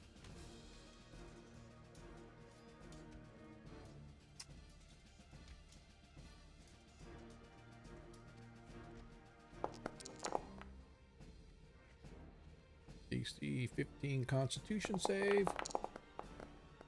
Oh, he makes his Constitution. Oh, no, hang on a second. It had me select what Ragnar. Let me see what the white has for their con bonus.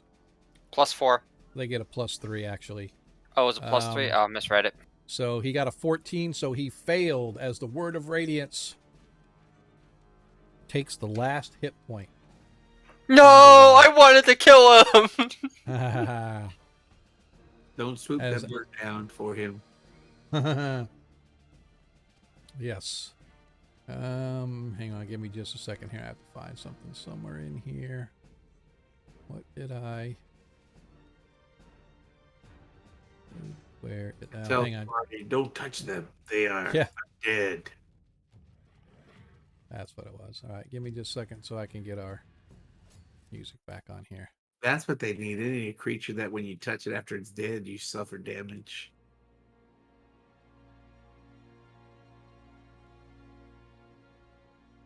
That would be a not cool, right? We beat it. Let's loot it.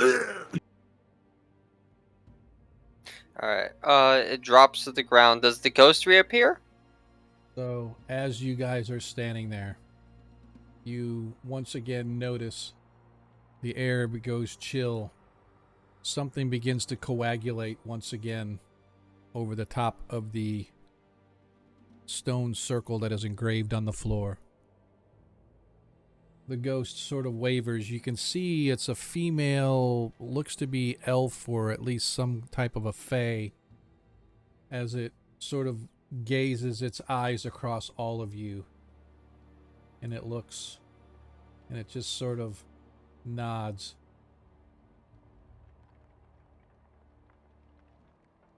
That she's going to... Sorry. Okay. I'm sorry. As it sort of waves its hands over to the left, you hear a grating sound and sort of a grinding of metal on stone, and like something has been in place for so long it just doesn't want to release. And you hear a crack as the grate suddenly begins to rise, and you hear in a very distinct but with an elven lint to the voice, "You are worthy warriors." And her head kind of goes back and you hear sort of this long sigh, like, and she fades away into nothingness. Dang, I thought I was gonna have to kill a ghost. As you step through, you see I was that trapped. yeah, you can see that the key itself is as described. It is about 4 feet long, made of metal that when light hits it, it's like reflective almost, and it causes light to dance on it. It's sort of a mysterious looking metal of some kind, but you recognize it easily as metal. I want to make a note right now, in case I forget later. I would like to attempt to keep this key and use it as the primary key for our house. Okay. Later on. Okay. But she's going to take the key and use it for the intended purpose currently. Okay. Sounds like a plan. Yep. As you now take the key. Alright, I press E and return to the group. Okay. Or F, or X, or A, whichever one floats your goat. Okay. But what Nintendo is what, B? I don't know. Well, that was one key done. And I believe it is safe to presume the other room will be very much similar. Okay. Oh, let's go. Just a second here. As you guys move yourselves around.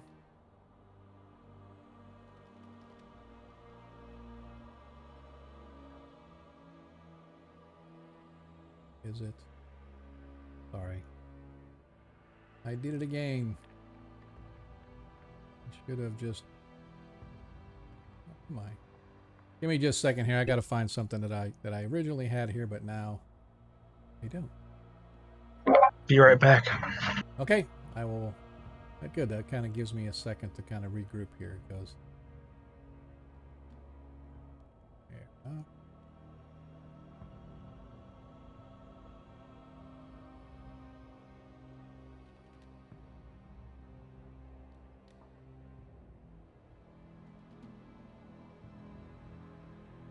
And last but not least, I'm just making some notes on here that I forgot to put, and out. It's good timing that he had to take a real quick break so I can.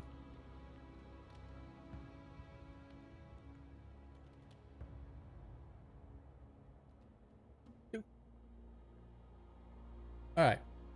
So, as you guys find yourselves back in the chamber with the bright lights and the other door to the east with the two large keyholes in it, the door to the south remains unopened.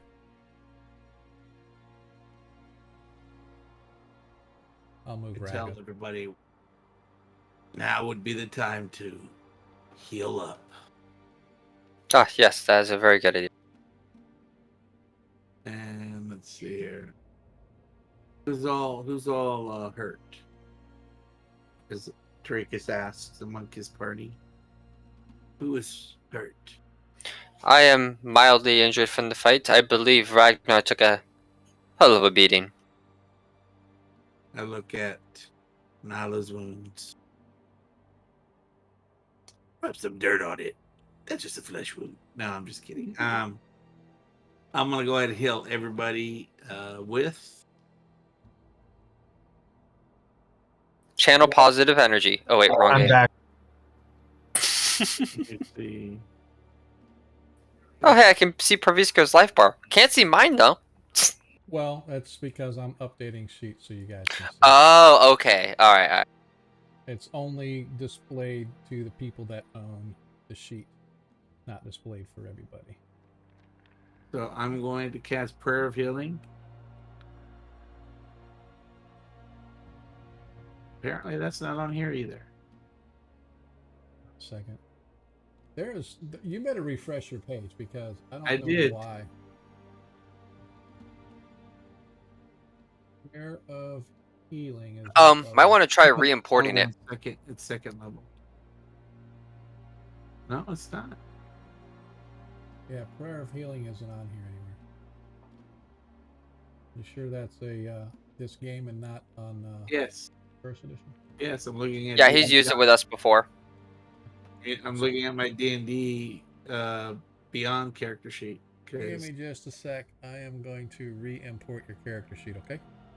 Okay. Give us just a minute. And do that.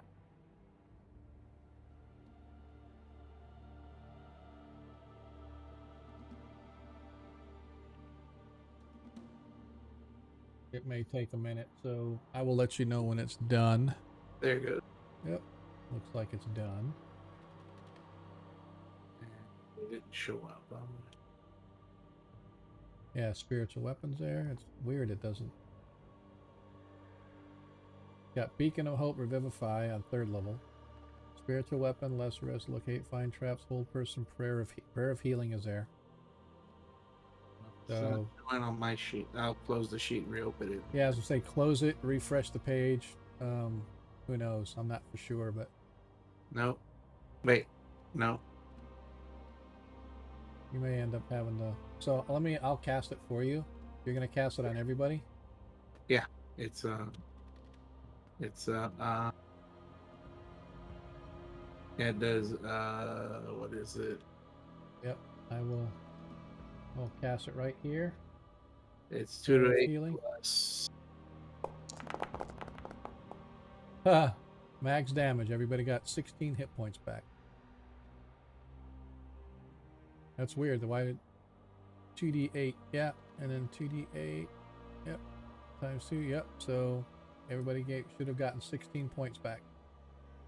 So everybody should be healed except for Ragnar.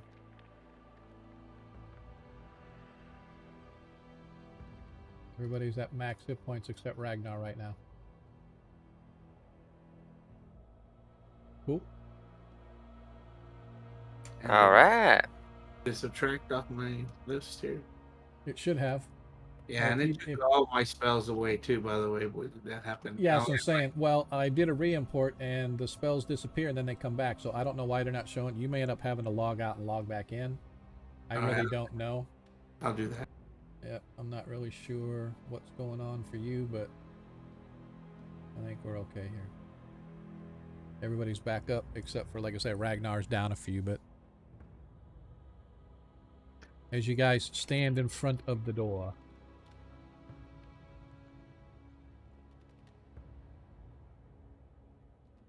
Anything else you want to do before opening the door? How much does he need for healing on left? He's down 20. Yeah, let me do another heal on. Okay. As soon as I get in. Can we turn the light effect off in this room? It is really hurting my head here. Yeah.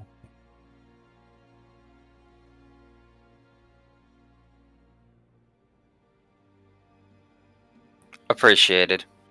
Yep.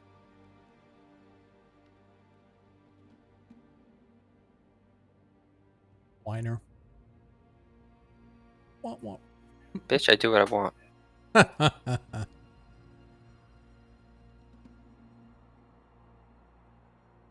Alright, I'm gonna do a Cure Light Wounds on him. Okay. As a second level spell. Okay. See if that works. Make sure you target him. There you go. Well, it did target him. Now it untargeted him.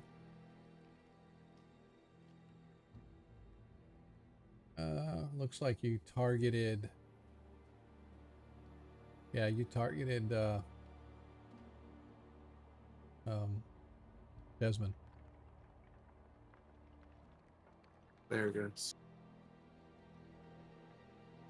Alright, cure. Oh no, Desmond targeted himself.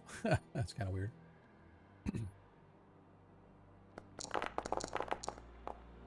Nice. 22 points back. He is back to max. You are some spell slinging individuals. Be right back. All right. As you guys are now.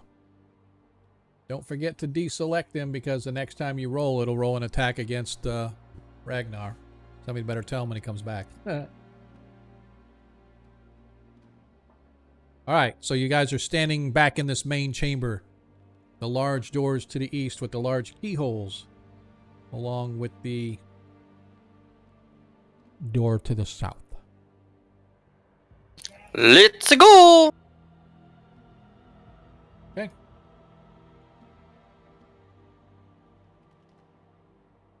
You guys just tell me. Yeah, go ahead and open it. I'm sorry, back. I had to say bye to my cousin. Oh, okay. He surprised us. Nice.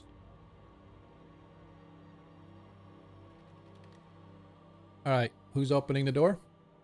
Nyla will open the door. Okay. You open the door, and once again, you can see there's a flight of stairs leading down to a landing.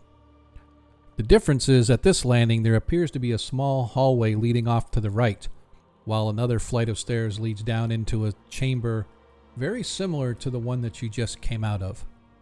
Alright. He wants to join me on the trip down. Be cautious. I will go with you this time. Hubrisco backs up the door within range of everything. Nyla goes down. I will stay catty corner to him like that. On the way down. Okay. Following behind him. That's a chest on there, isn't it? As you come down to the flight of stairs, you can see a single stone chest awaits at the end of this 15-foot alcove. Oh, it's stone? Directly in front of it, the tile looks different than the rest of the floor. Is that a rock there beside me? No, well, I guess you can consider it. There's like rocks and stuff. I think it's more aesthetic purposes than to actually say there's a rock. But yeah, there's a rock. Let's say there's a rock there. I chuck the rock. The rock hits the stone. Pavistro's eagle ran it? That's kind of weird. Oh, that's the one that had it selected. I know. I know. I was just laughing. So the rock hits the stone chest, bounces off, and bounces to the floor. You can see, though, that although the tile. It hits the tile, bounces on it, bounces into the stone chest, and bounces away.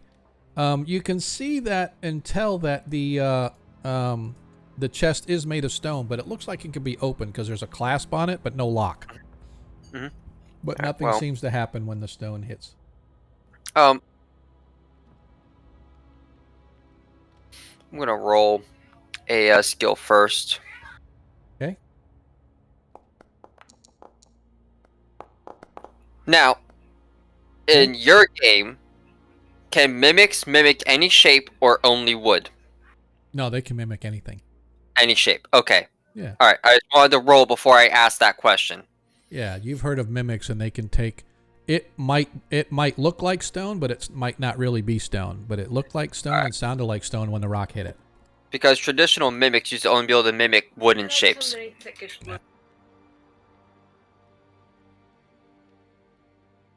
Okay, well, she's going to draw her weapons, and she is going to use a defensive action as she moves into the hallway.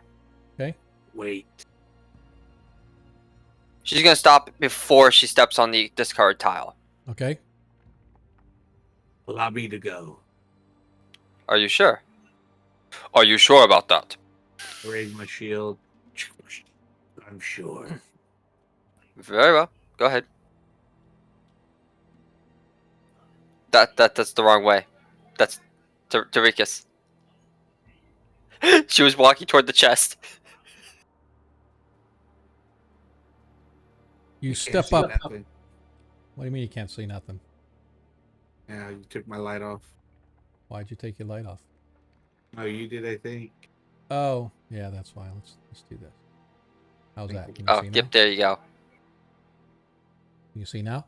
As you Yes. step up, it may have taken a spell off of you or whatever, because I just right-clicked and did light spell for you. But anyway, as you stand up, you can see that directly in front of the chest, just in front of you, is a discolored tile. The chest itself looks, for all intents and purposes, to be stone. You have no reason to believe it's not stone, because that's what it looks like. Hey, Tarikas. I back out Okay? and I say, I'm known. Can you use your spiritual weapon to open the chest up? No. Spiritual It's a weapon. weapon. Is God. It can Well, attack the chest. Oh, is it latched shut, Yes. or is it something that can just be caught and lifted? It's a trap. Why No, it's a trap. it's latched. It's not locked, but it has a padlock kind of holding the latch. Mhm, Put mhm. my hand on Nyla's shoulder and say, be warned. Yep. Okay. So fully aware of it being fully confident it's trapped, she's going to walk in with the defensive action up. So I believe it's disadvantage to attack her or something like that. Okay. And she's going to step in and mess with this chest here. Okay. Just a second. Oh, darn it. Tarikas just shakes his head in disbelief. Hmm. Orcs. Uh, He utters under his breath, orcs. The dragon looks up at him. So you walk. As you get in front of the chest, you slowly put your foot on the plate. Nothing happens. It's just a normal tile. You reach out, you grab a hold of the lock. Easily. I poke it with my sword first. It just sort of rattles a little bit. Looks like it's a separate piece of metal. Not corroded, though. Looks like to be in good shape metal. Like everything else in this place, it seems to be preserved. Yeah. But While he's doing again, that, can I look in the ceiling? what's that? As he's doing that, as she's doing that, I would like to look at the ceiling. Okay. Give me a investigation. Oh fuck! I didn't think about the ceiling. Not again. No. You look up and you see nothing. Oh, good. So you reach down, you remove the lock. Nothing happens. You grab a hold of the latch. You go to lift the lid. It is stone. It appears heavy. You go to lift, and suddenly, as you're standing there, the lid blasts open, and this bitterly cold frost of air, literally, it's like a hurricane force lightning bolt of air, blasts out of the chest, catching you smack in your chest, lifting you up and sending you backwards all the way across, slamming into the far wall. I need you to give me a dexterity saving throw, DC 15, please. As you make your saving throw... Oh, you don't. You missed your saving No, throw. I missed it. You suffer 28 hit points of cold damage as you are lifted No, up. I get nothing for being prepared for the trap. No, it was literally, it doesn't matter if you're prepared. That's what the saving throw. Even if you did advantage on the saving throw, you're still going to take damage no matter what. Because it's literally, it's like opening up a trap that you know is going to be there, but the trap is still there. And so 28 leaves you that many. Ow. She's gonna stand up. You guys hear her, hear neck a little Nyla bit. cry out as she comes flying backwards off of her feet, slamming into the wall right in front of where Tarikas is looking down, and she collapses to the floor. Obviously, severely hurt. That hurt. Oh. Walk up to her. And you hit her with the hammer, saying, "I told you so." I said, "You're lucky there were no spikes in this wall." Ooh, a little bit of an oversight, don't you think? Honestly, I was expecting something to come out of the floor over there. I was not expecting a gust of wind. I was expecting it to be a mimic or things that pop out of the ground or the wall beside me. Not that. No one just leaves a chest out in the open. Oh yeah, of course not. What do you want to do? This stone chest is now standing open. The blast of air is stopped after it blasted Nilo in the face. It has since stopped, but the chest itself remains open, with the lock that you took off it skittering along the floor at the base of the steps where Tarikas is now standing. So, Tarikas, I know it's pretty bold of me to ask, but would you mind sparing a blessing, please? Do you not have potions? I don't think I do. Then if you do not, I will grant you a heal. Okay. Next time, do not be so foolish. As this heal is not just for you, it's for everybody. I understand.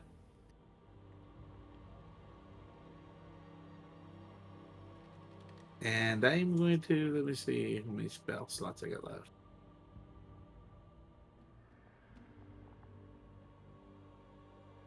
If it puts your combat capability at risk, do not worry. I have other methods, but I rather use those in the heat of combat.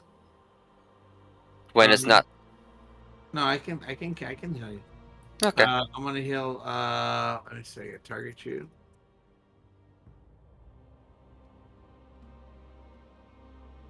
I'm saving my big boys for later. All right. Here we go. Make sure you deselected everybody else. Yeah, I think I did. Yeah. I didn't select anybody last time when I did the mass heal. I just selected on individual spells. Got it. I think the mass stuff already selects everyone that's an ally to you or whatever that's in your party. Right. Let's see here. What was it? I was gonna say Cure Light Wounds is not on here. No, it's just Cure Wounds, and it changes with level.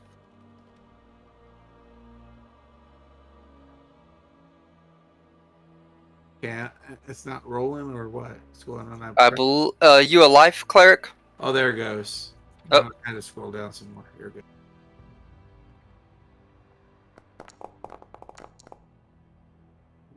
There it is. Awesome.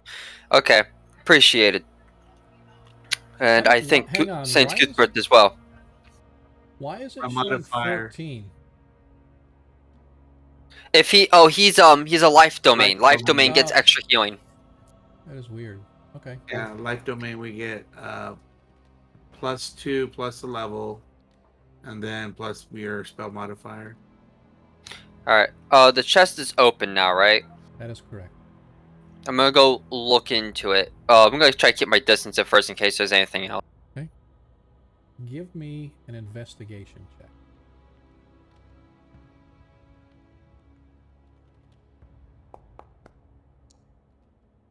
All right, that never rolled. I just kind of plopped there. Just a second, I want to double check on something because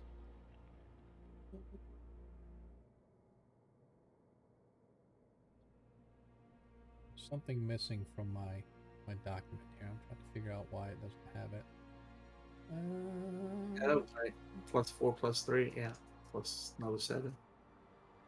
14, yep. Behind, as you kind of look around, you see that in the little niche right here in the upper right hand corner, or in the right hand corner just behind, you can see there is a little niche in the floor, and there appears to be a little lever, like maybe 2 inches high. Looks like a creature really super small would have to walk in to get it, but your hand looks like it could be able to fit to kind of tug on the lever. There's nothing in the chest, though, right? Chest is empty. Could would my dragon have the strength to take care of that? Maybe. I'm gonna let my dragon do it. All right, hang on a second. I gotta tell my wife goodnight.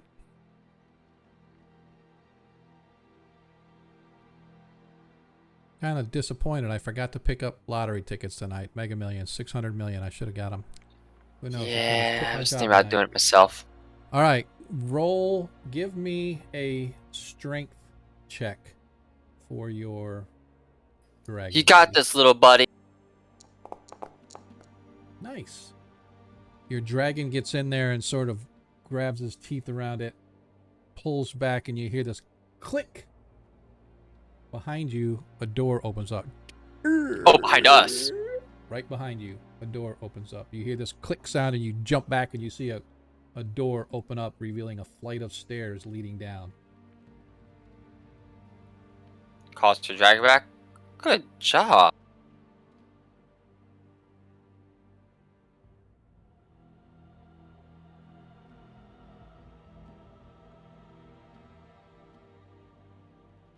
As you go down, you enter into what looks to be, for lack of a better term, you've seen this before, Nilo. In the Wizards Guild in Traft, you saw a room very similar to this. It looks like almost like a mini wizard's lab. But what catches your attention really most is that there is a circle inscribed on the floor. Give me a Arcana check, please.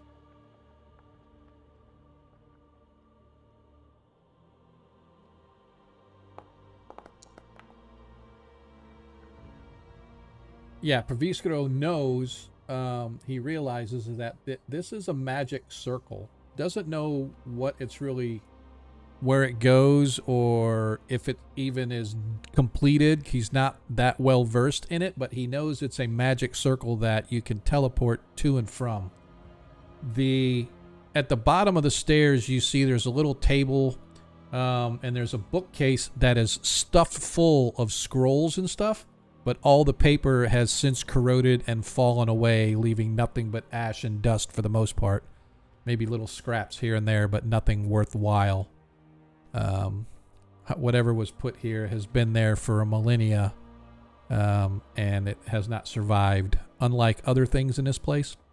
But what has survived you is you walk in the room, you can see it's a wizard's circle room, or a wizard's room with a teleportation circle inscribed on the floor. And to be clear, no scrolls have survived on the bookshelf either. Correct. It's all trash. Okay. Oh, I take it back. On the table, there is some treasure. You see there's some platinum, some gold. You can see there is a golden tiara with 3 rubies embedded in it, and a silver brooch with an emerald.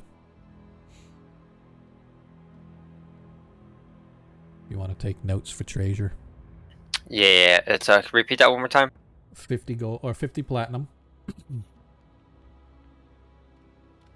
200 gold, 150 silver, a tiara with 3 rubies worth 200 gold, and a silver brooch with an emerald where you'd value at 220 gold.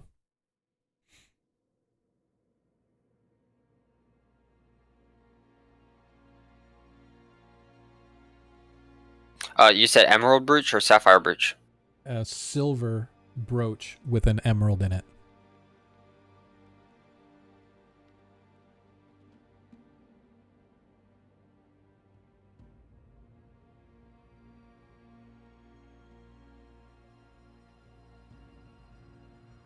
And that was what, 220 you said?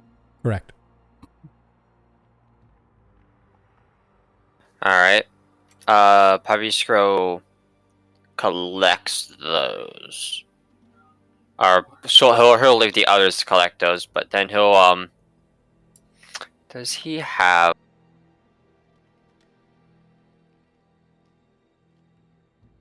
Okay, he's going to ritual cast identify. Okay. On what? The magic circle. Okay. It is a magic circle of teleportation. However, he knows that it's never been used. So apparently it was put here, but nobody ever used it. But any wizard worth his salt that can cast the spell would be able to, once he knows the sigils well enough from this circle, could then teleport himself from any other magic circle to this circle. Okay. We'll come back to that. Long story short, he is going to attempt to copy down this specific circle so this location is known to him. Okay. Makes sense. Alright, the wizards are done nerding out. I think we're ready to do this now.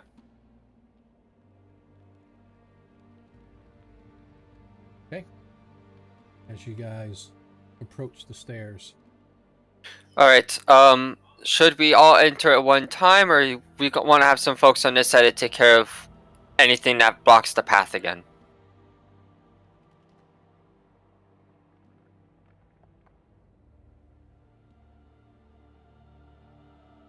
I know that monkey is away for a couple minutes, but anybody else want to answer? I don't know. Did all of our players leave? Desmond is muted. Oh, I'm sorry. I've been talking to myself.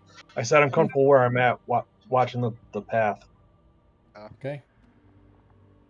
Not sure. Ragnar? I'm good.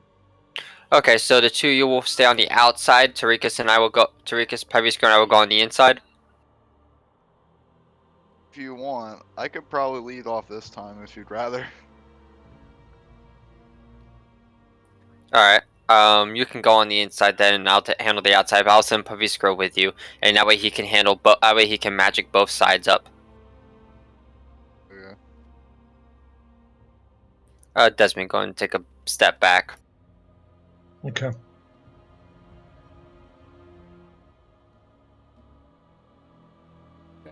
I think Tarikas was going with the group that was heading in.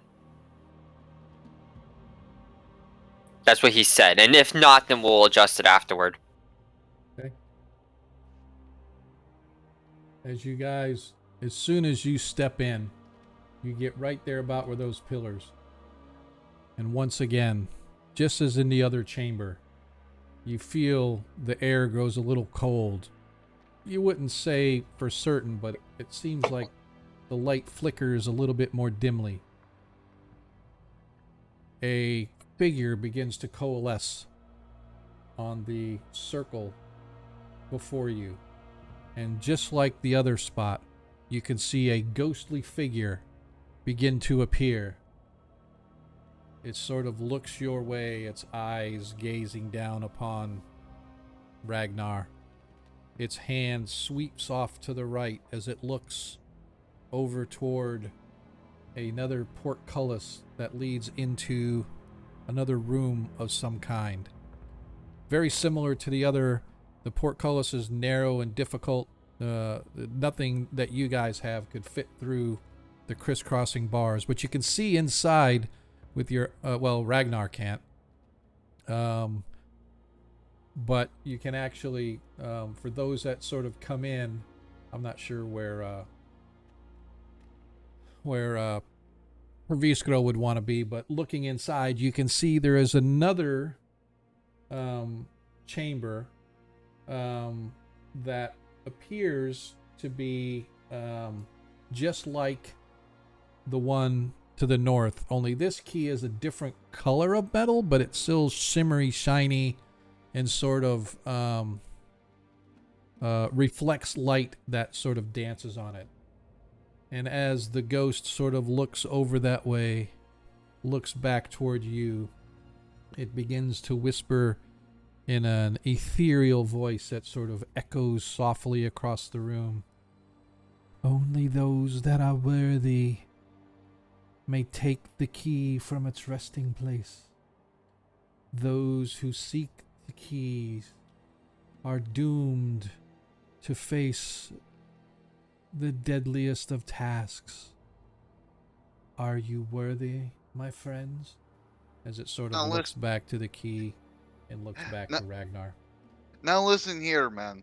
Can you actually answer questions, or are you just like recording? The figure flickers. Just say yes. The figure flickers, and its hand waves over to the side, and it looks back to you slowly. Only those worthy are able to take the key from its resting place. Just fucking Those start the who challenge, seek then, the if you're not gonna answer the key question. are doomed. Say yes, the Ragnar. Are you worthy, my friends? I don't think that question is really fucking up in the air if you're gonna send the test anyway. It requires you to say yes to trigger Ragnar. Now get the fucking key. This is some stupid fucking elven culture bullshit. As he's saying Bitch, that, I'm swallow backing away. your pride. Stick it in your book, but say yes. Listen, this is the same shit as like when we were in the cave with the fucking drow thing. If we don't try to ask questions, bad shit happens. I already tried to ask it questions. I wonder if I don't answer it, what will happen. It'll go on repeat. I'm gonna go look at the door. I'm gonna ignore the spirit. Look at the fucking door. As you move over, suddenly the ghost figure wails loudly. Did anyone mention the banshees come from elves? As it fades away, sounds like... suddenly appearing right next to you, this massive, massive creature forms right next to Ragnar. As the ghost fades away, 3, once again, whites burst from... Oh, why is he down there? Burst from their sarcophagi and leap to attack. Just like you knew they would.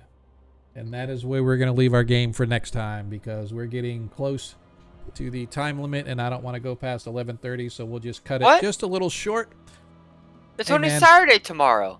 Yeah, well, unfortunately, some of us do stuff on Saturday besides D&D. I know that's hard to believe, but I do have stuff. I have a daddy-daughter date tomorrow, and I need to get some sleep so I can go out and spend time with my daughter, because I didn't get a chance to hang with her on her birthday. So we are going to go do stuff tomorrow, and like I said, we could do the combat, but it's probably going to run for a while again, and I don't want to go through that, unless, of course, you guys keep auto max crit and everything, but yeah, I don't want to take that chance. But that's where we're going to leave it for tonight. I appreciate you guys for hanging out with us. For those of you that are new, I appreciate you showing up. If you have not clicked the follow button, I encourage you to do so. Yeah, Monkey got back just in time to say it's time to wrap up shop. No, I've been back. I just okay. Yeah, Gotcha. So we're going to leave it here for next game. When we pick this up, we will go right into combat the next time we play. Once again, everybody, thanks for showing up. Don't forget, we're here again Monday. You can see Monkey on Monday, so who knows, man. Maybe I'll get to kill him then. Didn't get a chance to today. Not too many attacks on him, but I'm hoping that if I take a break and come back, they'll have fixed this auto max crit thing that they got going on that's pissing me off. But that's all right. You guys did good today, man. So what I do now, if you follow the stream for a while, we always shift over to the after party. So I'm going to kind of do that right now just to get it out of the way. I'd like to invite anybody that wants to join us over to the Discord. Players, if you're going to hang for a little bit, if you can, I am going to go over to the open channel. If you have not yet been on our Discord, go to our About page, hit the Discord, and come join us. So we go to the open channel, and I'm shifting over in 3, 2, 1, and now I'm over here on the open channel. So anybody that comes with us, I appreciate it. We're not going to be here for a really long time in our after party. Like I said, normally we stop at 11:30. We have a little after party then, but in this case, stopped a little early. Then we'll have our after party for maybe about 15 minutes or so, just to kind of discuss things that are going on in the world and other things. I'm going to go ahead and shut down the VTT so I don't have to listen to the music in my head anymore. I'm going to shut down all my other stuff that has to do with the stream, except for the stream itself. That'd be kind of funny. Close OBS. Oh, crap. I can't do that. But yeah, man, I definitely appreciate, party, man. I appreciate, again, everybody that's hung out with us all night long. Hopefully you found it enjoyable. If not, feel free to come to the Discord or leave me a message on what we can do better. If not, man, hopefully we'll see you again Monday. Again, that's our AD&D first edition. The party is involved with the Slavers. They've actually just defeated the Slavers on their home turf. So we're going to have to see how that's going to work out. We did lose a player. We lost our magic user, who was an NPC anyway, because Adam could no longer continue to play him. I've been looking for a replacement player for a magic user. We just never got one. So he ended up getting killed. So it kind of worked out. But we do have a new player coming in. I think it's going to be fun. But if you guys are interested in first edition, hit me up, because I do need a magic user for the group. I will run the group without a magic user, but it's going to be tough on these guys if they can't cast spells against guys that can cast spells. So I think it's just a matter of time before there's a TPK. But I'm trying to give the party every benefit of doubt, because I will never tell players that they have to play a particular character type. I want players to play whatever they want to play, and it's up to me to provide the entertainment. But in first edition, a group without a magic user is just asking to get their butts handed to them. So yeah, come check us out. Again, 7:30 on Monday. We will be here, same time, same channel. Hopefully you'll join us. Monkey, what you got going on? Anything? Gotta go back to work. One more week off. And... Oh no! Did I tell you my son got his first job as a teacher? No, you didn't. Yep. So he got his degree in history. And he wanted to do history along with some education stuff, because he's always wanted to be a teacher. So more power to him. I don't know why, but more power to you guys that do it. But he went in and he got his history degree, but he never got the education stuff that he needed. So a lot of the stuff that's been stopping him from getting hired on is because you have to, you're going to have to take these education classes, and there's too many classes that'll interfere with your teaching and stuff like that. And so but bottom line is he finally got his foot in the door. They're working with him to get the education classes that he needs along with while he's teaching. So he literally, this week was his first real week. He had the 3 days or 2 days or 3 days of like training and orientation, not orientation, but the new year stuff that they do. Yeah. Well, he did that a while back over the summer, but when the first week of school starts, like the first 2 or 3 days have all been. What's that? It's called in service. Yes. Yeah. So he was doing that, and then Thursday yesterday was his first day with students. And so I guess today, last night he comes home and he makes a PowerPoint kind of about himself. Who am I? About, what do I do, whatever. And so he had a couple of pictures of him and his wife and his son. And one of the students, 8th grader now, said about my son's wife, my daughter-in-law, yeah, I'd hit that. And yep, that's junior high. Yep. My son, I guess, shut him down quick. In a way that I thought was pretty professional. Like, yeah, remember when we talked about this respect thing? Yeah, that's not it. So So yeah, I was just kind of laughing. I thought it was pretty funny. Yeah, junior high is. He's just trying to relate with his teacher, you know. I guess so, but I can't. I couldn't. That's why I couldn't be a teacher at that level, even high school. Right? Yeah. I could be a temp or something like that, but if I were to teach, I would want to do like community college or even college. But I had an opportunity to do community college teaching one time, but they actually wanted me to finish my master's, and I'm like, you know what? I got one class to do, but I don't plan to do it. So if that's a deal breaker, then I'm not gonna come do it. And I guess it was a deal breaker. See, I would have responded like, hit it with what? Yeah, right. That's kind of funny. Sometimes that's how you have to talk to them. Sometimes they Yeah, get you. you just when they say, yeah, you know what, just trying to get under his skin. But he came home because for those that weren't here earlier, if you didn't hear, I don't know if you heard me talking. I'm leading my bachelor life now because my son just started his new job. His wife is an ER nurse, so she actually works nights. The problem is daycare doesn't start till later in the year, and so my son couldn't go to school. His wife couldn't work all night and then stay up all day with the baby. So my wife is up there being Gigi, the built-in or live-in nanny. So she is staying up there for them 4 weeks, possibly up to 8 weeks total. So she's either coming home the middle of August or the first week of September. We just haven't decided how long they're going to need her. I told her stay up there as long as she wants, as long as like she gives me money that I can go grocery shopping and buy like Taco Bell once in a while. I'm good. So, but yeah, it's been a paradigm shift when I wake up and I'm like, dang, there's nobody there. And oh crap, I got to go make my own breakfast because she's normally there cooking shit for me. I'm like, damn it. I got to make my own bowl of cereal? What kind of crap world is this, man? God gave us women for a reason. Am I right, Tarikas? Am I right? Women were there to cook for the men. I guess I shouldn't put that on tape because now people are like, Don't put it on Twitch. yeah, oh, you misogynist. Oh, whatever. They know I'm. If they don't know me, then suck up. I don't care. They know that I am not that way. Do we know you? Yes, you do. My wife is a princess. A princess. I will bend over backwards to do whatever, but I don't know about Princess, but she makes really good food. Yes. I love her cooking.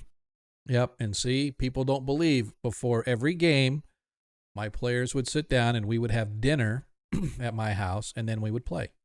And it wasn't always it was like great. home cooked, but sometimes it'd be like pizza and stuff like that, but we would have dinner.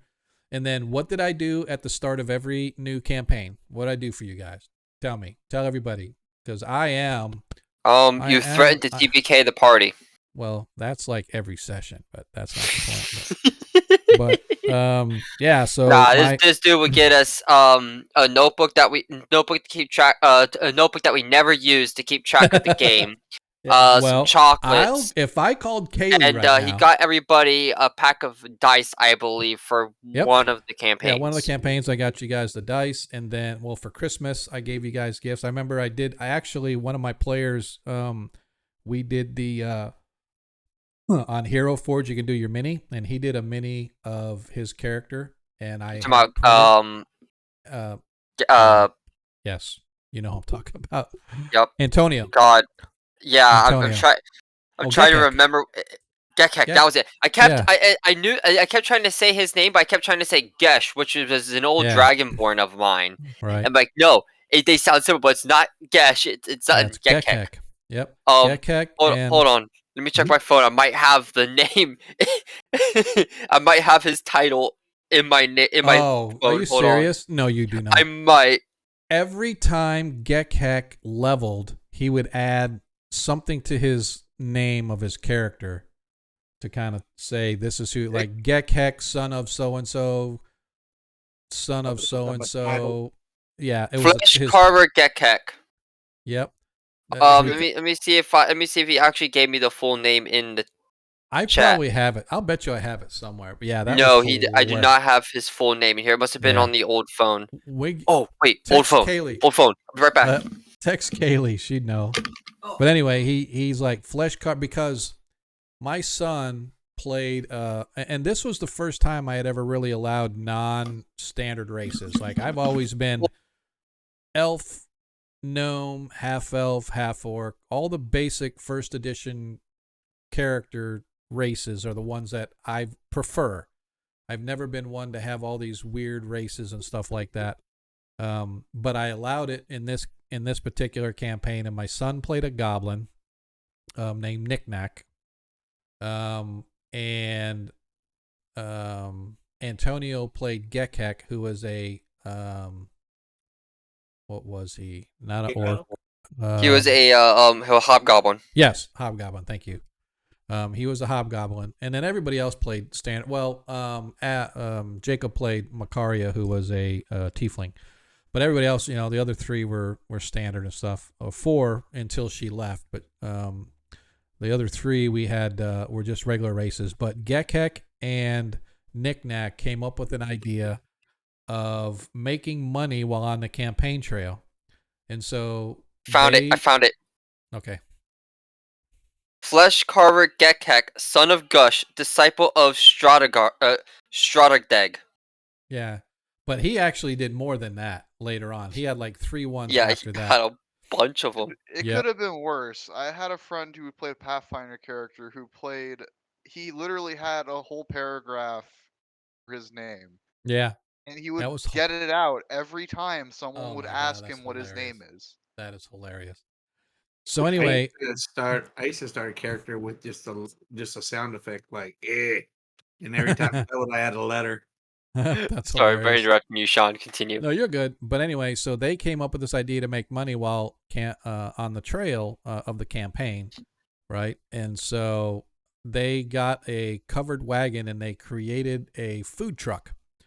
And so Gekek would come up with all these recipes, and Knick-Knack would be his little sous chef in the back of this thing, and they would he would roll a skill check in order to see how well this new recipe went over with the folks on the trail. And so there would be used wagon. Yep. Green flame blade to do the cooking. Yep. So they would go down and they would just do their thing and then I would just roll some random amount of coin that they made. While they were, because like I said, they would do it. They'd stop at way stations where other wagon trains had stopped and caravans had stopped, and they would go in, and so they were starting to make a name for themselves going up and down the Hardby coast, up along the you should have had them get the dire rolls from all that food smell. Yeah. Well, it was hilarious because not Gekek, but Knick-Knack, who was the gnome my son played, his big thing was he was a pack rat. And so he literally, think of Santa Claus as a goblin walking down the road with this big, huge sack over his back. And we created a custom feat for him so he didn't have encumbrance when it came to just this pack. And so he would stuff crap in it. And so they would go to a restaurant. I mean, a decent restaurant in town. And he just put shit He'd save an omelet. I want an omelet. And they'd make him an omelet of eggs and all this stuff, and he would take the omelet and throw it in the bag and reach in and grab the moldy one out and have the moldy one for his breakfast. But he just wanted to be able to replace it. If you ever gave him anything, said, "Here, hold this for me," that was his thing saying, "Hey, he gave it to me. It's mine." So it didn't matter. Yep. So he would. It was hilarious the way they played. It was really. He was a good character he wasn't too. A goblin.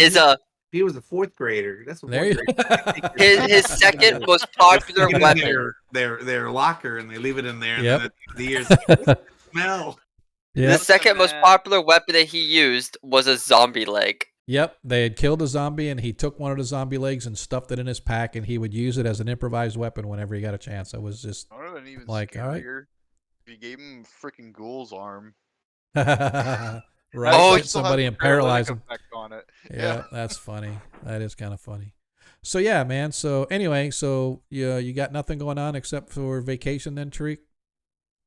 Yeah, and I've been just doing stuff around the house, but nothing. How's the sales going on your sites and everything? It's piped down. Someone else is joined too, but I'm okay with that. I'm about sharing the wealth, but I do better work than they have. But at least he's doing a different type. Like he's doing Schools of Magic, which is good, so I don't have to worry about that. But I don't know if any of you guys saw. Well, you guys are. Did you put it in general or was it in the first edition? Our new player, you did it in first edition, didn't you? In the 1E chat. Yeah, I was the new first edition guy. Yeah. So I'm gonna show. I can't show it to the stream, but I can show it to the players. This is our new. I'm gonna post this in our Discord in the general channel, so everybody can see it. And this is our new 1E.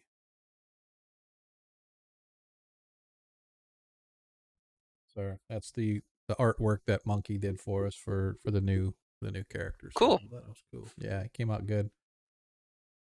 But yeah, man. So we're looking forward to the Monday night game. So folks out there, spread the word, man. If you want to play 1E, you know where we're at. Every Monday night, come join us. We have some fun.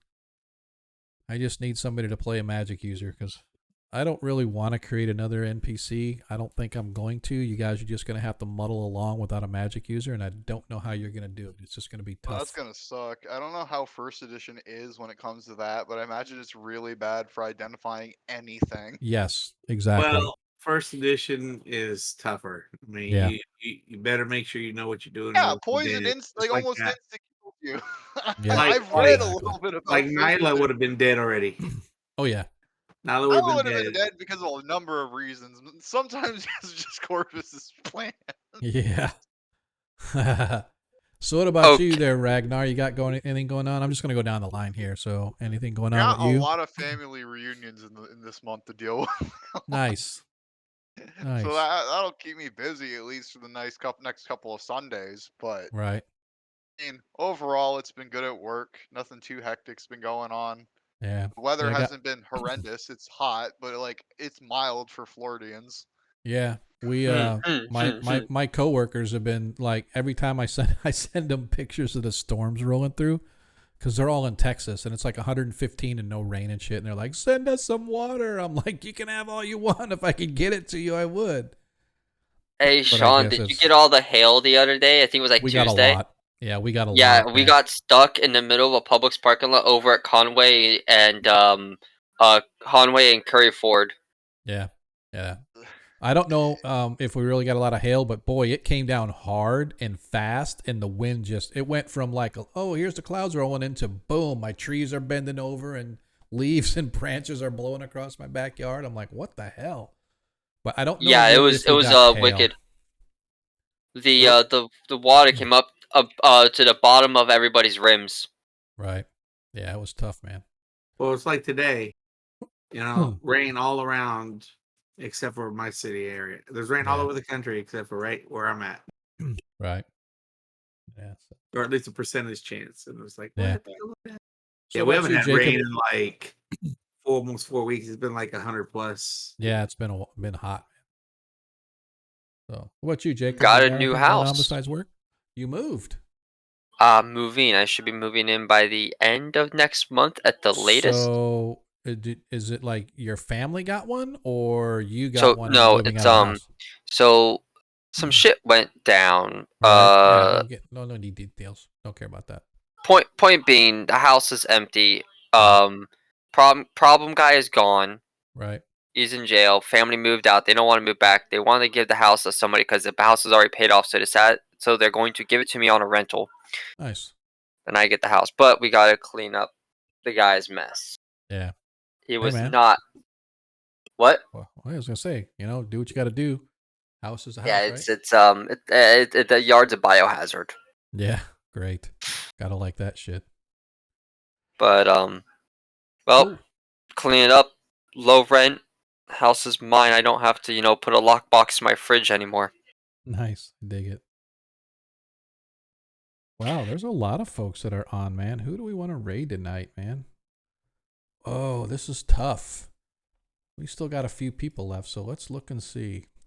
I gotta tell you, man, I'm always on. What's Darling doing? Somebody pop over to Darling and see what she's doing, because the other one that anybody like Legend of Zelda? She's painting. I like it. Oh, is she? Yeah, she's painting a shroomkin. Right. The giant mushroom that squeaks. That looks like a man. Yeah, that's what it looks like, unless that's a paper hat on top of his head. Right. I don't know. I'm gonna look and see a couple of these other ones that are. I don't have anybody else on. Yeah, so it looks like, so like Jazz, girl I used to work with before I got laid off, she's still there. Pissed me off, but Anyway, she's doing Legend of Zelda. I haven't done her in a while. Looks like Atomic Peanut Butter Group, which is the old Blue Box guys, I think. Oh yeah, no, there's what were 7. they? Yeah, they're doing Dragonlance. Ooh, that's a good one. Tracy Yeah. Hickman, the only Yeah. guest. Oh, they are writing the new series. Oh, are they? Cool. So there was some. They were writing a new set, and then there was some legal issues between Wizards and the two authors, and Yep. about one person not holding up the other end of the bargain. That was a couple years ago, and it came out a couple months ago that they are indeed writing the books again. Nice. But it looks right. like they're launching a whole expansion for Dragonlance 2. Nice. All right, so it looks like 5e Sorry. is going to be getting some Dragonlance stuff soon, possibly. Oh yeah. Oh, I knew they would. They already announced that. So I'm gonna move over to our So stream when ending. it launches, can I play a Kender? No, because I'm not gonna do Dragonlance. But I appreciate everybody that's kind of hung out with us tonight. Getting to be a little late. We're gonna go over to Atomic Peanut Butter because I haven't done those guys in a while, and Dragonlance is cool. Plus they've only got like 10 people or whatever. So let's see if we can't get over. Let's make it 20. Yeah, we get them over. Well, we got like 7 or 8 people left. You know, we had a pretty steady tonight of about 12 to 15 on average. So it wasn't too bad considering we've been gone for a little bit. So I'm going to raid over to those guys. I definitely appreciate everybody that has stuck with us. I just want to say, hopefully you'll see us Monday night. If not, not next Friday, but the Friday after. So like I said, we're going to head over to Atomic Peanut Butter Group. And last but not least, a reminder, in a world you can be anything that you want. All we ask is that you guys be kind. And don't forget to make a lot of noise and bump those guys up. Give them a follow if you haven't already. So we will see you next time. Peace. Later. Atomic Peanut Butter. I probably would want to at least Peanut butter try jelly time. to Peanut butter jelly fill up time. some Wait, more yeah, wait. arrows.